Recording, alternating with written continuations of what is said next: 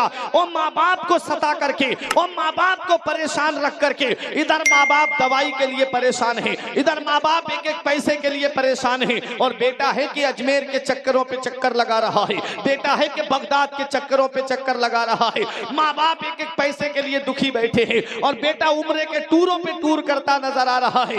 इतना याद रखना, अगर तुझसे तेरे माँ बाप राजी नहीं है, हदीस पाक में आता है, जिससे उसके माँ बाप राजी है उससे अल्लाह राजी है, उसका रसूल राजी है, और जिससे माँ बाप नाराज है उससे ना अल्लाह राजी है ना उसका रसूल राजी है। अरे घर में अपने माँ बाप को राजी कर ले।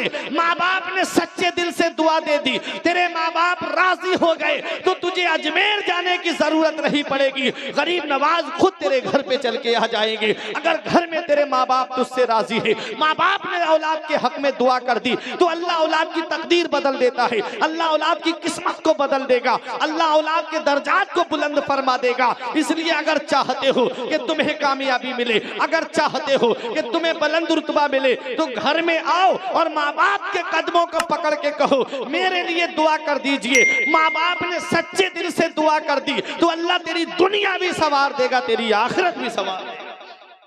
माँ बाप को सताने का सबब ना बनना, माँ बाप को राजी करने का सबब बनना, माँ बाप को दिल से दुआएं लेना। माँ बाप जिसे सच्चे दिल से दुआ दे देते हैं, अल्लाह ताला उसकी किस्मत संवार देता है, अल्लाह उसकी तकदीर को बदल देता है। माँ का मर्तबा बुलंद है, बाप की शान बुलंद है, माँ की अजमत बुलंद है, बाप का मर्तबा बुलंद है, और जिससे दोनों राजी हैं अल्लाह ताला उस बंदे के ऊपर फजलो करम फरमाता है। हदीस पाक में आता है, जिसके माँ बाप दुनिया से चले गए वो उन जुमे के दिन अपने माँ की, अपने बाप की कब्र की जियारत कर ले तो गोया ऐसा है जैसा उसने दुनिया ही में, जिंदगी ही में माँ बाप की जियारत की है। तो अगर माँ बाप जिंदा है उनकी खिदमत कर लो, अगर उनका इंतकाल हो गया है तो कब्रिस्तान जाकर के उनकी कब्र पे बैठ करके सूरह यासीन शरीफ पढ़ दिया करो। हदीस पाक में आता है, फल मय्यतु फिल कब्र इल्ला कल गरीकिल मुतगब्बिस यंतज़िरूना दावतन तलहकुहु मिन अबिन औ उम्मिन औ अखिन औ सदीकिन। आका इरशाद फरमाते हैं, जो कब्रिस्तान में लेटे हैं वो दरिया में डूबने वाले की तरह है।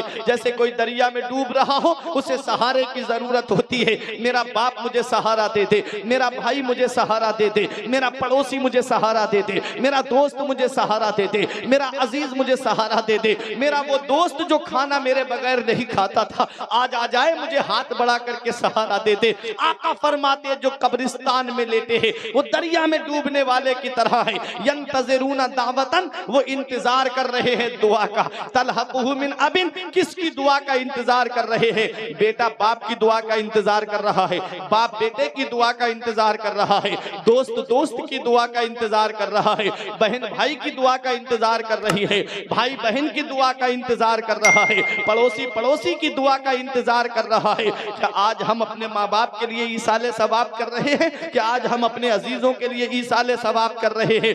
घंटों मोबाइल पे वक्त बर्बाद हो रहा है। हदीस पाक में आता है, मन दखलल मकाबिरा फकरा सूरत यासीन खफ़फ़ल्लाहु अन्हुम। आका इरशाद फरमाते हैं, जो कब्रिस्तान जाए और एक मर्तबा सूरह यासीन शरीफ पढ़ दे तो अल्लाह तबारक व तआला कब्रिस्तान के मुर्दों के अज़ाब में कमी कर देता है और पढ़ने वाले को तादाद के बराबर सवाब अता फरमाता है। आइए हजरात, हम और आप मिलकर सबसे पहले मुस्तफ़ा जाने रहमत, शम्ए बज़्मे हिदायत, नौ शहे बज़्मे जन्नत, काबे के बद्रुद्दुजा, तैबा के शम्सुद्दोहा, दाफ़े जुमला बला, जिस नबी की अज़मत व शान को बयान करते हुए मेरा इमाम फरमाता है, सरवर कहूँ के मालिको मौला कहूँ तुझे, सरवर कहूँ के मालिको मौला कहूँ तुझे, बागे खलील का गुले ज़ेबा कहूँ तुझे, तेरे तो वस्फ़ ऐबे तनाही से हैं बरी, हैरा हूँ मेरे शाह मैं क्या क्या कहूँ तुझे, आखिर रज़ा ने ख़त्म सुखन इस पे कर दिया, खालिक का बंदा खल्क का आका कहूँ तुझे। आइए हम और आप मिलकर सब लोग उस नबी की बारगाह में, जिस नबी की अज़मत व शान को बयान करते हुए मेरे पीरो मुर्शिद हुजूर ताजुश शरिया फ़ख्रे अज़हर फरमाते हैं, जहाँ में उनकी चलती है वो दम में क्या से क्या कर दें, जहाँ में उनकी चलती है वो दम में क्या से क्या कर दें, ज़मी को आसमां कर दें, सुरैया को सरा कर दें, फिजा में उड़ने वाले यूना इतराएं, निदा कर दें वो जब चाहें, जिसे चाहें उसे फरमा रवा कर दें। तमाम लोग मोहब्बत व अकीदत के साथ गुंबद खजरा की जानिब लो लगाकर दुरूद पाक की डालियाँ मोहब्बत की थालियों में सजाकर पेश करें। पढ़िए बाबाज़ बुलंद अल्लाहुम्मा सल्ली अला सय्यदिना व मौलाना मुहम्मदिन व बारिक वसल्लिम सलातों व सलामन अलैका या रसूल अल्लाह सल्लल्लाहु ताला अलैहि वसल्लम। सरे शाम से लेकर अब तक ये प्रोग्राम चल रहा है और आप तमामी हजरात ने अभी मुझसे कबल बेहतरीन खिताब औलियाए किराम की फजीलत पर कुरान व हदीस की रोशनी में मुझसे कबल मौसूफ खतीब से आपने समात किया और उनके बाद आपने शायर इस्लाम भाई तस्लीम रज़ा साहिब क़िबला बरेलवी से बेहतरीन नातो मनक़बत को समात करके अपने नामाए आमाल में नेकियों का इजाफा किया। शायद इस प्रोग्राम की आखिरी कड़ी के रूप में मैं आपके सामने हाजिर आया। बस थोड़ी सी देर के लिए मुझे बर्दाश्त कर लें। ये उर्से पाक की महफिल है। यहाँ आप मेरी मोहब्बत में नहीं आए हैं बल्कि औलियाए किराम की मोहब्बत में तशरीफ़ लाए हैं और जिनकी मोहब्बत में आप यहाँ पर आए हैं आज आप उनकी मोहब्बत में यहाँ पर बैठेंगे। क़यामत के दिन वो आप तमामी हजरात के लिए सिफारशी बन जाएंगे। तो बस इस उम्मीद पे यहाँ पर बैठें कि औलियाए किराम ने अपनी ज़िंदगी को कैसे गुजारा, उनके हालात कैसे थे वो बताए जाएं और आज हमारे हालात कैसे हैं और अपने और उनके ज़िंदगी में आप फ़र्क देखें कि उनके शब रोज़ कैसे गुज़रते थे और हमारे शब रोज़ कैसे गुज़र रहे हैं। ये नौजवान बैठे हैं, तमाम लोग बैठे हुए हैं, कुछ नसीहत की बातें आएंगी। दुआ है परवरदिगार पहले मुझे और बाद में आपको अमल करने की तौफीक अता फरमाए। कमेटी वालों ने बड़ी मेहनतों के बाद ये उर्से पाक की महफिल को हर साल की तरह इमसाल भी सजाया है। दुआ है परवरदिगार आलम उनकी मेहनत को अपनी बारगाह में कबूल फरमाए और तमाम लोगों की दिली जायज़ तमन्नाओं को पूरा फरमाए। बस थोड़ी सी देर के लिए जो जगह जगह लोग बैठे हैं या खड़े हुए हैं आप अगर मिलकर के बैठ जाएं। इत्तिहाद पे बहुत अच्छा पैगाम हजरत ने दिया था जो अब जब मैं यहाँ पर आया तो उसी अंदाज से आप बैठे हुए भी थे कि 4 उधर बैठे हैं, 3 इधर बैठे हैं, कुछ आगे बैठे हैं। मिलकर के बैठ जाओ, एक हो जाओ तो बन सकते हो खुर्शीद मुबीन, एक हो जाओ तो बन सकते हो खुर्शीद मुबीन, वरना इन बिखरे हुए तारों से क्या होता है। ये जगह जो है मैं इतनी देर से ये सोच रहा हूँ कि लोग इधर सामने क्यों नहीं बैठ पा रहे हैं। बहुत देर से मैं सोच रहा हूँ ताकि हम और आपका चेहरा आमने सामने हो जाए तो एक अच्छा पैगाम चला जाए, क्योंकि जब नज़र से नज़र मिलती है तो इंसान अपने माफिज ज़मीर को आप तक पहुंचा देता है और जब एक इंसान बात करना चाह रहा है दूसरा अपनी नज़रें बचा रहा है तो वो अपने दिल की बात आपसे नहीं कह पाएगा। तो थोड़ा थोड़ा अगर साइड से हो जाए तो एक बहुत अच्छा पैगाम हो जाएगा। थोड़ा थोड़ा करीब में आ जाएं और मिलकर के बैठ जाएं। बहुत अच्छे लोग हैं आप। मैं दूसरी बार इस सरजमीन पे आया हूँ, दूसरी बार। एक बार मैं मुहर्रम शरीफ के महीने में आया था, मुहर्रम शरीफ के महीने में शायद अंदर आया था, लेकिन ये आपकी मोहब्बतें हैं कि दूसरी बार आप तमामी हजरात ने मुझे मदीने वाले मुस्तफ़ा सल्लल्लाहु ताला अलैहि वसल्लम की तारीफ़ व तौसीफ़ करने का मौका फराहम किया। परवरदिगार आलम आप तमाम लोगों की उम्रों में बरकत अता फरमाए। बहुत अच्छी मनक़बत आपने सुनी। मैं 1 मिनट भी आपका ज़ाय नहीं करूँगा वक्त, डायरेक्ट अपनी तकरीर को पेश करूँगा क्योंकि आप मुझसे कबल खिताब समात कर चुके हो। अब एक शेर सुने आप तमामी लोग। ऐसी बुलंदियों के मीनारों पे जाइए, ऐसी बुलंदियों के मीनारों पे जाइए, उठकर ज़मीं से चांद सितारों पे जाइए। अज़मत जो चाहते हो मेरा मशवरा सुनो, अल्लाह के वली के मज़ारों पे जाइए। अज़मत जो चाहते हो मेरा मशवरा सुनो, अल्लाह के वली के मज़ारों पे जाइए। ये वो दुआ है जो सब कुछ खरीद सकती है, तुमको मुझको खरीद सकती है। मैं कैसे कह दूं कि वलियों से कुछ नहीं मिलता, जुबैदा बीबी जब जन्नत खरीद सकती है। मैं कैसे कह दूं कि वलियों से कुछ नहीं मिलता, जुबैदा बीबी जब जन्नत खरीद सकती है।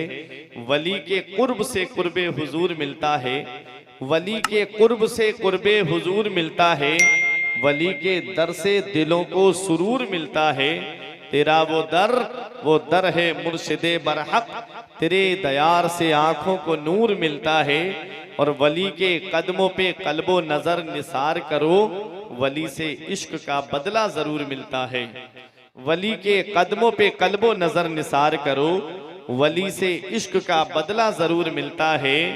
और ख्वाब ही में घर मेरा जन्नत बनाए गौसे पाक, ख्वाब ही में घर मेरा जन्नत बनाए गौसे पाक। मुस्तफ़ा के साथ में तशरीफ लाए गौसे पाक, मुस्तफ़ा के साथ में तशरीफ लाए गौसे पाक। और मैं ये समझूंगा मुझे जन्नत का खाना मिल गया, मैं ये समझूंगा मुझे जन्नत का खाना मिल गया।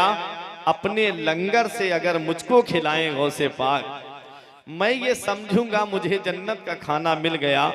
अपने लंगर से अगर मुझको खिलाएं गौसे पाक, मुझको खिलाएं गौसे पाक। और बहुत अच्छा शेर है, क्या ताज्जुब है कह दे खुदा महशर के दिन, क्या ताज्जुब है कह दे खुदा महशर के दिन। जिसको भी चाहें जहन्नम से बचाएं गौसे पाक, क्या ताज्जुब है कह दे खुदा महशर के दिन।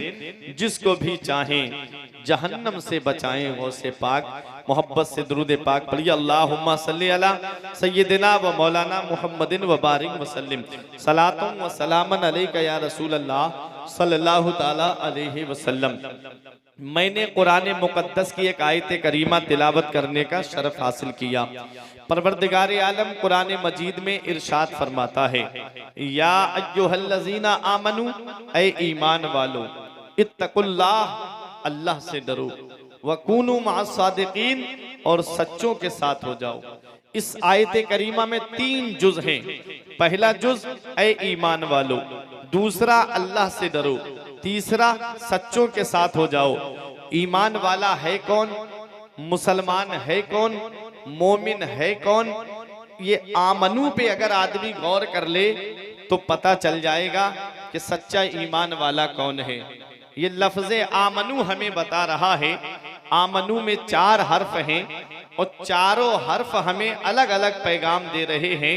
पहला हर्फ हमजा, दूसरा हर्फ मीम, तीसरा हर्फ नून, चौथा हर्फ वाव। और ये क्या पैगाम दे रहे हैं? हमजा कह रहा है अल्लाह को मानो, मीम कह रही है मोहम्मद रसूलुल्लाह को मानो, नून कह रहा है सारे नबियों को मानो, और वाव कह रहा है सारे वलियों को मानो। ये आमनू पे आप गौर कर लीजिए तो पता चल जाएगा कि कामिल ईमान वाला कौन है। दूसरा जुज इत्तकुल्लाह, अल्लाह से डरो, अल्लाह से डरो। मैं आपसे पूछना चाहता हूं, ये आज मेरे नौजवान यहाँ पर बैठे हैं, मेरे बुजुर्ग भी हैं, मेरे अजीज यहाँ बैठे हैं, इस्लामी रिश्ते की माँ बहनें भी यहाँ बैठी हैं। आज एक सबके लिए मेरा एक पैगाम है। अल्लाह ने कुरान में फरमाया अल्लाह से डरो। क्या आज हम अल्लाह से डर रहे हैं? सही माना में अपने दिल पे हाथ रख कर के मुझे बताओ, क्या आज हम अल्लाह से डर रहे हैं? अगर हम अल्लाह से डरते तो आज हमारी मस्जिदें खाली नहीं होती। अगर हम अल्लाह से डरते तो रमजान शरीफ के रोजों में गलियों में खाते पीते पीते फिरते हुए नजर नहीं आते। सही माना में अगर आज हम अल्लाह से डरते होते तो अपने माल की ज़कात निकालते नजर आते। अगर आज हम सही माना में अपने रब से डरते हुए होते तो आज किसी गरीब को जो है वो हम सताते हुए नजर नहीं आते। सिर्फ हम जुबानी दावा करते हैं कि हम अल्लाह से डरते हैं। हमारे नामे आमाल का जायजा लिया जाए, हमारे नामे आमाल को खंगाल के देखा जाए तो कोई नेकी ऐसी नहीं है जिसे हम सीना तान के ये कह दें कि ये नेकी जो है वो हमें जन्नत में ले जाने का जरिया बन जाएगी। आज सिर्फ जुबान से दावा रहता है कि नबी के नाम पे गर्दन कटा देंगे। कोई कहता है गौसे आजम के नाम पे गर्दन कटा देंगे। जो गौसे आजम के नाम पे 2 घंटा प्रोग्राम में नहीं बैठ सकता वो क्या गौसे आजम के नाम पे गर्दन कटाएगा? जो नबी के नाम पर 3 घंटे अपने आका के जिक्र में नहीं बैठ सकता वो क्या अपने नबी के नाम पे गर्दन कटाएगा? सिर्फ जुबानी दावा रह गया है। आज जलसे जुलूस को हंसी मजाक का जरिया बना दिया गया है। यही वजह है कि आज जलसे ज्यादा हो रहे हैं लेकिन अमल कम होता नजर आ रहा है। पहले जलसे कम होते थे लेकिन अमल ज्यादा हुआ करता था। जलसे होते किस लिए हैं? जब तहजीब की जात बिगड़ जाती है तो उसे संवारने के लिए जलसे हुआ करते हैं। जब मस्जिद का शिकम नमाजियों की ग़िज़ा से खाली हो जाता है तो नमाजियों की तादाद में इजाफा करने के लिए जलसे हुआ करते हैं। जब लोग रमजान शरीफ के रोजे रखने में जो है वो सुस्ती बरतते हैं तो रमजान शरीफ के रोजों की फजीलत बता करके लोगों को रमजान शरीफ के रोजे रखने का शौक दिलाने के लिए जलसे हुआ करते हैं। जब लोग अपने माल की ज़कात नहीं निकालते हैं, मालिक निसाब को ज़कात ना निकालने पे कितना बड़ा अजाब होगा क़यामत के दिन, वो बताने के लिए जलसे हुआ करते हैं। लेकिन आज हम जलसों में आते हैं तो हंसी मजाक के तौर पर, जलसों में आते हैं तो सिर्फ उन बातों के लिए हर आदमी सोचता है कि मैं जाऊंगा जलसे में ये सुनूंगा, मैं जाऊंगा जलसे में ये सुनूंगा। अब तो मुकर्रिरों से पहले ही बता दिया जाता है कि आपको फला उस पे तकरीर करनी है, फला उस पे तकरीर करनी है, फला को बुरा नहीं कहना है, फला को बुरा नहीं कहना है। ये बातें पहले डाल दी जाती है। अपनी तबीयत के मुताबिक हम शरीयत को चाह रहे हैं। शरीयत का हुक्म क्या है वो हम नहीं जानते। शरीयत का हुक्म क्या है उससे हमें कोई मतलब नहीं। तकरीर ऐसी होना चाहिए जो हमारे दिल को अच्छी लगे। आओ मैं आपको बताना चाहता हूँ, सिर्फ हम जुबान से दावा करते हैं कि हम अल्लाह से डरते हैं। आज अगर किसी को पता चल जाए, जब मैं आया था मैं फातिहा पढ़ने के लिए गया तो मैंने देखा कि पुलिस प्रशासन के लोग भी यहाँ उर्से पाक में थे। तो मैं आपसे पूछता हूँ, अगर कोई इंसान अपने घर से निकले और अपना घर से निकले बाइक से, सर पे हेलमेट ना लगाए, पता चले आगे रोड पर चेकिंग हो रही है वाहन की, तो बताओ क्या वो आगे बढ़ेगा? वो आगे नहीं बढ़ता है बल्कि वापस आता है और आने के बाद घर से हेलमेट लगा करके फिर आगे बढ़ता है। क्यों? क्योंकि गाड़ी का चालान कट जाएगा, उसके ऊपर पेनाल्टी पड़ जाएगी, उसके ऊपर जुर्माना पड़ जाएगा। ये एक बंदा है जो बंदे से डरता हुआ नजर आ रहा है। वो बेटा जिसका बाप निगाहों के सामने नहीं है, वो बेटा जिसका बड़ा भाई निगाहों के सामने नहीं है, वो सिगरेट पी रहा है, अलग है, सामने बाप नजर आ गया, फौरन सिगरेट को पीछे ले जा करके तोड़ देता है और उसको बुझा देता है। कहीं मेरा बाप ना देख ले, कहीं मेरा भाई ना देख ले, मेरा बाप देखेगा मुझे डांटेगा, मेरा भाई मुझे देखेगा डांटेगा। ये बंदे को बंदे से डर लग रहा है। मैं आपसे पूछना चाहता हूं, जब लिहाफ के अंदर जा करके व्हाट्सएप पे गंदी गंदी चैटिंग की जाती है तो क्या तुम्हारा बाप अगरचे नहीं देखता, भाई अगरचे नहीं देखता? मुझे एक बार अपने सीने पे हाथ रख के ये बताओ, क्या खुदा भी नहीं देख रहा है? क्या अल्लाह भी नहीं देख रहा है? कब तक ये जिंदगी ऐसे गुजारी जाती रहेगी?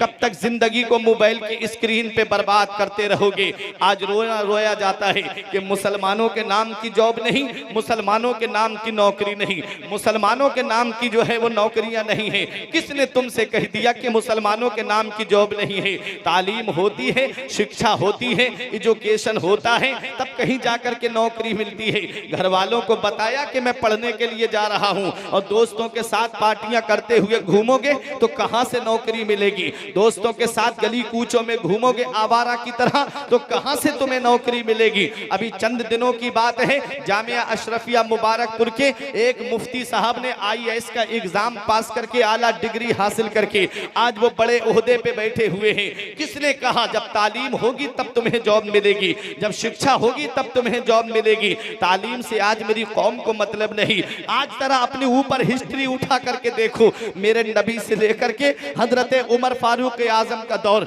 हजरत उमर फारूक आजम के दौर से लेकर के मौला अली शेर खुदा के दौर तक ना कोई मर्दों में जाहिल था और ना कोई औरतों में जाहिला थी। मर्द भी पढ़े लिखे थे, औरतें भी पढ़ी लिखी थी। उस दौर में मसाइल अपने आप किताबों से हल कर लिया करते थे। जरा सोचो तो सही, वो दौर ऐसा दौर था जिस दौर में तालीम को सबसे पहले अपनाया जाता था। आज तालीम से हम दूर हो गए, आज शिक्षा से हम दूर हो गए, आज एजुकेशन से हम दूर हो गए। व्हाट्सएप पे घंटों बैठ करके चैटिंग करने वाली ये कौम क्या सोच रही है? फेसबुक पे 2.5 घंटे बैठ करके गंदी तस्वीरें देखने वाले ये नौजवान, इंस्टाग्राम पे गंदी तस्वीरें अपलोड करने वाले ये नौजवान, जरा सोचो तो सही, जिन उंगलियों के जरिए ये गुनाह हो रहे हैं। रब कुरान में फरमाता है अल-यौमा नख्तिमु अला अफ़वाहिहिम व तुकल्लिमुना ऐदीहिम व तशहदु अर्जुलुहुम बिमा कानू यक्सिबून। सूरह यासीन शरीफ में रब ने फरमाया कयामत के दिन अल्लाह मुंह पे मोहर लगा देगा। ये हाथ गवाही देंगे, ये पैर गवाही देंगे, ये हाथ कहेंगे मौला मेरे जरिए इसने गंदी चैटिंग की थी, ये पैर कहेंगे मौला मेरे जरिए अय्याशियों के अड्डे पे गया था, ये पैर कहेंगे मौला मेरे जरिए शराब की दुकानों की तरफ गया था। जरा सोचो तो सही, तुम दुनिया में आए किस काम के लिए थे? तुम्हें रब ने भेजा किस काम के लिए था? जिस काम के लिए तुम्हें रब ने भेजा, आज उसी काम के लिए तुम्हारे पास वक्त नहीं है। व्हाट्सएप चलाने के लिए वक्त है, फेसबुक चलाने के लिए वक्त है, यूट्यूब पे 2.5 घंटे की फिल्में बैठ के देखने के लिए तुम्हारे पास वक्त है। अगर वक्त नहीं है तो नमाज के लिए वक्त नहीं है, अगर टाइम नहीं है तो अल्लाह की इबादत के लिए टाइम नहीं है। रब कुरान में फरमाता है वमा खलक़तुल जिन्ना वल इंसा इल्ला लियअबुदून, हमने जिन्नात और इंसान को सिर्फ अपनी इबादत के लिए पैदा किया है। आज इबादत के लिए हमारे पास में वक्त नहीं, हमने भुला दिया, हम भूल गए, सिर्फ जुबानी दावा करते हैं कि हम अपने रब से डरते हैं, हम अल्लाह से डरते हैं, लेकिन सही माना में हम अपने रब से नहीं डरते। अगर अपने रब से डरते तो मस्जिदें खाली नहीं होती, अगर अपने रब से डरते तो आज जो है इस्लामी लिबास पहने हुए होते, अगर आज अपने रब से डरते तो तुम्हारे चेहरे पे सुन्नते रसूल सजी हुई होती। सिर्फ जुबानी दावा करने से कुछ नहीं होता है। आशिक को माशूक की हर अदा से प्यार होता है। तुम्हें वाकई मदीने वाले मुस्तफा से सच्ची मोहब्बत है तो जिस काम का नबी ने हुक्म दिया है वो काम को करोगे तो दुनिया भी सवर जाएगी, तुम्हारी आखिरत भी सवर जाएगी। इत्तकुल्लाह, अल्लाह से डरो, अल्लाह से डरो। आज हम अल्लाह से नहीं डरते। जो पहली लहर में बच गए थे वो कोरोना की दूसरी लहर में निकल गए। सोचते थे कि कल से नमाज पढ़ना शुरू करेंगे। कोई कहता था कि एक मौलाना साहब अगले जुमे से नमाज पढ़ने आऊंगा। जी के जी में रह गए अरमान सारे चल बसे। कब्रिस्तान में जाके देखो कितने ऐसे लेटे हैं जिनके हुस्न के सामने तुम्हारा हुस्न क्या, जिनकी दौलत के सामने आज हमारी दौलत क्या।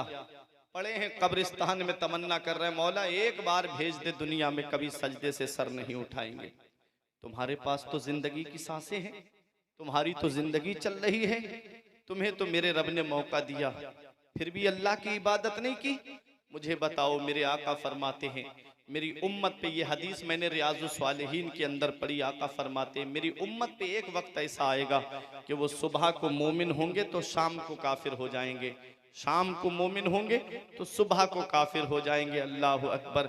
ऐसे ऐसे कुफरिया गाने चल रहे हैं।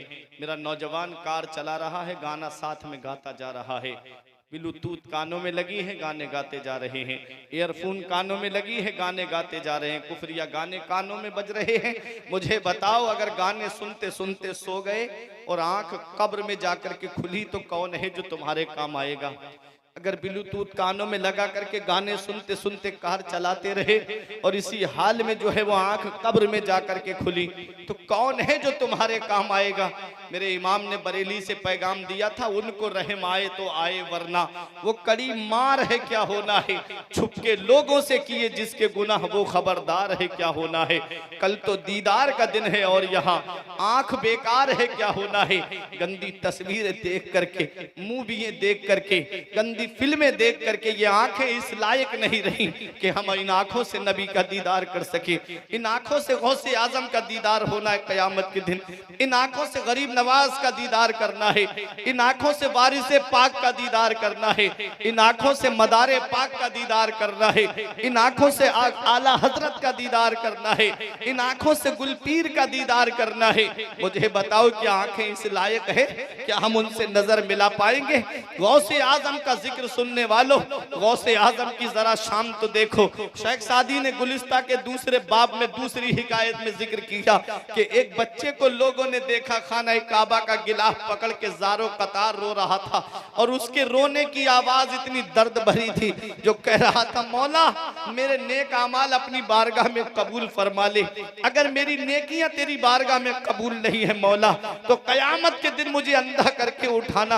अल्लाह अकबर। ये आवाज इतनी इतनी दर्द भरी थी कि जो सुनता था वो रोता था, जो सुनता था उसकी आंखों से आंसू निकलते थे। किसी ने पूछा, ओ इस तरह रोकर अपने रब को मनाने वाले, तेरा नाम क्या है? तू इस तरह रो रो के अपने रब को मना रहा है, जरा अपना नाम तो बता दे।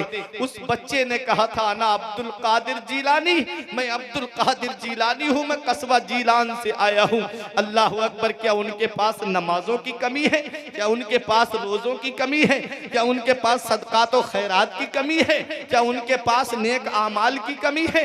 वो गौसे आजम कह रहे हैं, मौला मैं कयामत के दिन अपने तेरे नेक बंदों के सामने जब खड़ा हूँ तो मुझे अंधा करके उठाना अगर मेरी नेकियां तेरी बारगाह में कबूल नहीं, ताकि तेरे नेक बंदों के सामने मुझे शर्मिंदगी ना हो। तो वहां तो नबीयीन होंगे, वहां तो सिद्दीकीन होंगे, वहां तो शुहदा होंगे, वहां तो सालेहीन होंगे। मौला मैं उनके सामने शर्मिंदा हो जाऊंगा।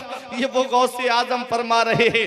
आदमी तब तक कोई वली बनता ही नहीं है जब तक गौसे आजम के दस्तखत नहीं हो जाते। वो गौसे आजम जो तमाम वलियों के सरदार है, वो रो रो के दुआ कर रहे हैं। मेरे इमाम ने कहा था, करीम अपने करम का सदका लई में बेकदर को ना शर्मा, करीम अपने करम का सदका लई में बेकदर को ना शर्मा, तू और रजा से हिसाब लेगा, रजा भी कोई हिसाब में है। जरा कयामत के मंजर को याद कर लो। आज हम नहीं रोते, हमारी आंखें नहीं भीगती, हम कुरान पढ़ते हैं, हमारी आंखों से आंसू नहीं निकलते, हम नबी की सीरत को सुनते हैं, हमारी आंखों से आंसू नहीं निकलते, हम गौसे आजम की सीरत को सुनते हैं, आंखों से आंसू नहीं निकलते, गरीब नवाज की हिस्ट्री को सुनते हैं, हमारी आंखों से आंसू नहीं निकलते, शाहमदार की तारीख को सुनते हैं, कभी आंखें नम नहीं हुई। लेकिन आओ जरा देखो, जिनको अल्लाह तबारक व तआला ने तकवा अता फरमाया है, उनकी शान तो जरा देखो। हजरत उमर बिन अब्दुल अजीज का नाम आपने सुना होगा।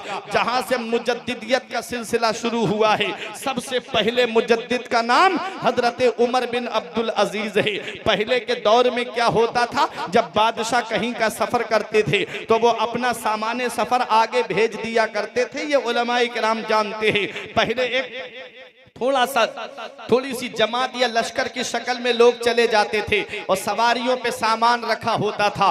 बादशाह के पहुंचने से पहले उसका खेमा लगा दिया जाता था, बादशाह के पहुंचने से पहले उसका खेमा तैयार कर दिया जाता था, उसके खान पान का इंतजाम कर दिया जाता था। हजरात आज भी ऐसा होता है, जैसे किसी बड़े मंत्री की मीटिंग होती है, पीएम साहब आए, प्राइम मिनिस्टर आए या सीएम आए, तो कुछ लोग पहले ही आ जाते हैं, एक दो दिन पहले। कहां सीएम साहब के बैठने का इंतजाम करोगे, किस रास्ते से सीएम साहब आएंगे, सिक्योरिटी कैसी रहेगी, पुलिस फोर्स कैसी रहेगी, ये मामलात रहते हैं कि नहीं रहते हैं, पब्लिक कितनी जमा हो जाएगी, कुर्सियां कितनी रहेंगी, ये सारी बातें होती हैं कि नहीं होती हैं। ऐसे ही पहले जब बादशाह जाते थे तो वो अपना कुछ सामान्य सफर आगे भेज देते थे, ताकि बादशाह उस जमीन पे पहुंचे तो उसे परेशानी ना हो, खेमा लगा हुआ मिले, खाना बना हुआ मिले, नाश्ता तैयार मिले, आराम के लिए बिस्तर तैयार मिले। बादशाह उस वक्त का जो खलीफा था, जिसका नाम सुलेमान बिन अब्दुल मलिक था, वो कहता, वो अपने कुछ साथियों को लेकर के, अपने सिपाहियों को लेकर के, अपने वजीरों को लेकर के, कुछ अपने हमनशीनों को लेकर के जब चला था तो उन्हीं में हजरत उमर बिन अब्दुल अजीज भी थे, उनको भी उसने साथ में लिया और वो कुछ सामान आगे भेज दिया गया। हजरात बहुत गौर से सुनिएगा, जब बादशाह उस सरजमीन पे पहुंचा तो बादशाह का खेमा तैयार था, सीधा अपने खेमे के अंदर चला गया, बिस्तर लगा हुआ था, बादशाह आराम करने लगा और जो उसके वजीर आए थे सबके खेमे लगे हुए थे, सब अपने अपने खेमे के अंदर चले गए। उमर बिन अब्दुल अजीज इतना बड़ा खलीफा, जिसके बारे में तारीख बताती है कि यजीद को किसी ने उनके दरबार में रजी अल्लाह अन्हु कह दिया था तो आपने उसके ऊपर कोड़े लगवाए थे। अल्लाह अकबर। वो हजरत उमर बिन अब्दुल अजीज है। तारीख उठा करके देखो, पूरी जिंदगी खौफे खुदा से रोते रहे, पूरी जिंदगी अपने रब को याद करके रोते रहे। जब विसाल का वक्त करीब आया था तो किसी ने कहा, इतने बड़े बादशाह हो, औलाद के लिए कुछ क्यों नहीं छोड़ करके गए। आज अगर कोई हल्का सा छोटा मोटा नेता बन जाए तो वो इतनी प्रॉपर्टी जमा कर लेता है ताकि उसकी आगे तक नस्लें खाएंगी, तब भी वो प्रॉपर्टी खत्म नहीं होगी। लेकिन इतना बड़ा बादशाह जो इस्लामी सल्तनत का, वो कहता है कि लोगों ने पूछा कि तुमने अपनी औलाद के लिए कुछ क्यों नहीं छोड़ा, तो कहता है कि मेरी औलाद को किसने पैदा किया? कहा अल्लाह ने पैदा किया है। बोले मुझको किसने पैदा किया? कहा अल्लाह ने पैदा किया है। तब उमर बिन अब्दुल अजीज कहते हैं अगर मेरी औलाद अल्लाह और उसके रसूल की फरमा बरदार रही, मेरा रब कुरान में फरमाता है वमा मिन दाब्बतिन, जमीन पर रेंगने वाली कोई चीज ऐसी नहीं है जिसके रिस्क का जिम्मा अल्लाह के जिम्मा करम पे ना हो। सबको रोजी अल्लाह देता है। मैं कौन हूं जो उसके लिए प्रॉपर्टी बनाऊं? मैं कौन हूं जो उसके लिए जमीन जायदाद जमा करके जाऊं?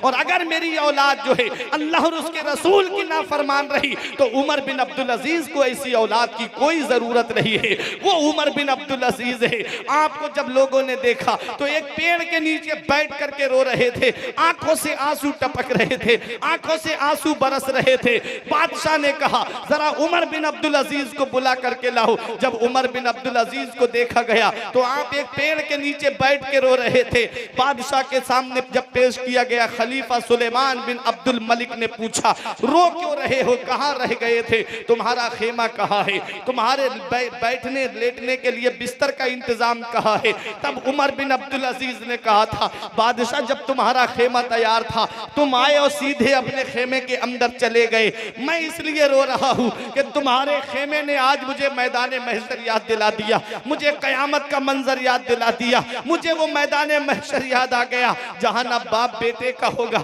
ना बेटा बाप का होगा, ना बीबी शौहर की होगी, ना शौहर बीबी का होगा। यौमा यफिरुल मरउ मिन अखी व उम्मिही व अबी व साहिबतिही व बनी। उस दिन बाप बेटे से भाग रहा होगा, बेटा बाप से भाग रहा होगा, बीबी शौहर से भाग रही होगी। सबको अपने अपने हिसाब की पड़ी होगी। सब सोचते होंगे कि मेरा हिसाब पहले हो जाए। कहते मुझे कयामत का मंजर याद आ गया। कहा कैसे? कहा जब तुम आए तुमने अपना पहले सामान सफर भेज दिया और जब तुम आए तो तुम्हारा घर तैयार मिला, तुम्हारा खेमा तैयार मिला और तुम सीधे अंदर चले गए। मैंने नहीं भेजा तो मेरा कोई खेमा बना हुआ नहीं है। यही हाल मैदान महशर का होगा। जो नेकियां आगे भेजेगा, जो सवाब आगे भेजेगा, जो सदकात और खैरात का सवाब आगे भेजेगा, जो नमाजें पढ़ के सवाब आगे भेजेगा, जो रोजे रख के सवाब आगे भेजेगा, जो दीनी काम करके सवाब आगे भेजेगा, तो मैदान महशर में वो जल्द से जल्द हिसाबो किताब के बाद में सीधे अपने घर यानी जन्नत में चला जाएगा। और जो आगे सामान नहीं भेजेगा, जो नेकियां आगे नहीं भेजेगा, जो सदकात और खैरात का सवाब आगे नहीं भेजेगा, उसके लिए बड़ी परेशानियां होंगी। अल्लाह कुरान में फरमाता है यौमा यंजुरुल मरउ मा कद्दमत यदाहु, कयामत के दिन आदमी देखेगा जो उसके हाथों ने आगे भेजा। जो आगे नेकियां भेजोगे वो तुम्हें देखने को मिलेंगी कयामत के दिन। लेकिन आज होता क्या है, हम नेकियों से दूर भागते जा रहे हैं, गुनाहों के अड्डों को आबाद कर रहे हैं। आज हमारी जिंदगी का जायजा लिया जाए। नौजवानों की जिंदगी देखो, बुजुर्गों की जिंदगी देखो, चौराहों पे बैठ करके घंटों बुराइयों में अपना वक्त गुजार देंगे, लेकिन 15 मिनट नमाज में नहीं लगते, लेकिन अल्लाह की इबादत करने के लिए नहीं जाते। दावा है कि हम अल्लाह से डरते हैं। क्या यही तुम्हारा अल्लाह से डरना है? क्या यही तुम्हारा दावा है? आओ जरा देखो जिनको अल्लाह तबारक व तआला के महबूब ने दुनिया में जन्नती होने की बशारत अता फरमाई, उनकी जरा शान तो देखो। आज हम कब्रिस्तान से गुजरे, हमारी आंखों से आंसू नहीं निकलते, हमारे अजीज दुनिया से चले गए। कोई तीजे तक रोता है, कोई 10वें तक रोता है, कोई 20वें तक आंसू बहाता है। अरे बहुत रोया तो कोई बरसी में जाकर के आंसू बहा लेता है, उसके बाद भूलते चले जाते हैं। दुनिया से जाने वाले तो बहुत है। दादा मर गया, पोते ने भुला दिया, पोता मर गया, दादा ने भुला दिया, शौहर मर गया, बीबी ने भुला दिया, बीबी मर गई, शौहर ने भुला दिया, बाप मर गया, बेटे ने भुला दिया, बेटा मर गया, बाप ने भुला दिया। दुनिया में जाने वाले तो बहुत है। पड़ोसी मर जाए, पड़ोसी भुला देता है, दोस्त मर जाए, दोस्त भुला देता है। लेकिन क्या वजह है करना? ये गुनाह जारिया है। एक गाना दूसरे की तरफ फॉरवर्ड किया तो जितने लोग उसे देखते जाएंगे सबका गुनाह जो है वो उसके नाम आमाल में लिखा जाएगा, जिसने इस चीज को आगे बढ़ाया है। कितने मजबूत कांधे होंगे कयामत में तुम्हारे, तुम इतना बड़ा बोझ उठा लोगे। ग्रुपों में डाली जा रही है गंदी तस्वीरें, कितनी बेटियों की जिंदगी बर्बाद कर दी गई। नहीं, हंसी मजाक के तौर पे तस्वीरें अपलोड कर करके। प्यारे मुसलमानों, मैं आज ये तुमसे पूछना चाहता हूँ, कब्र में जाना है, हर चीज का जवाब देना है।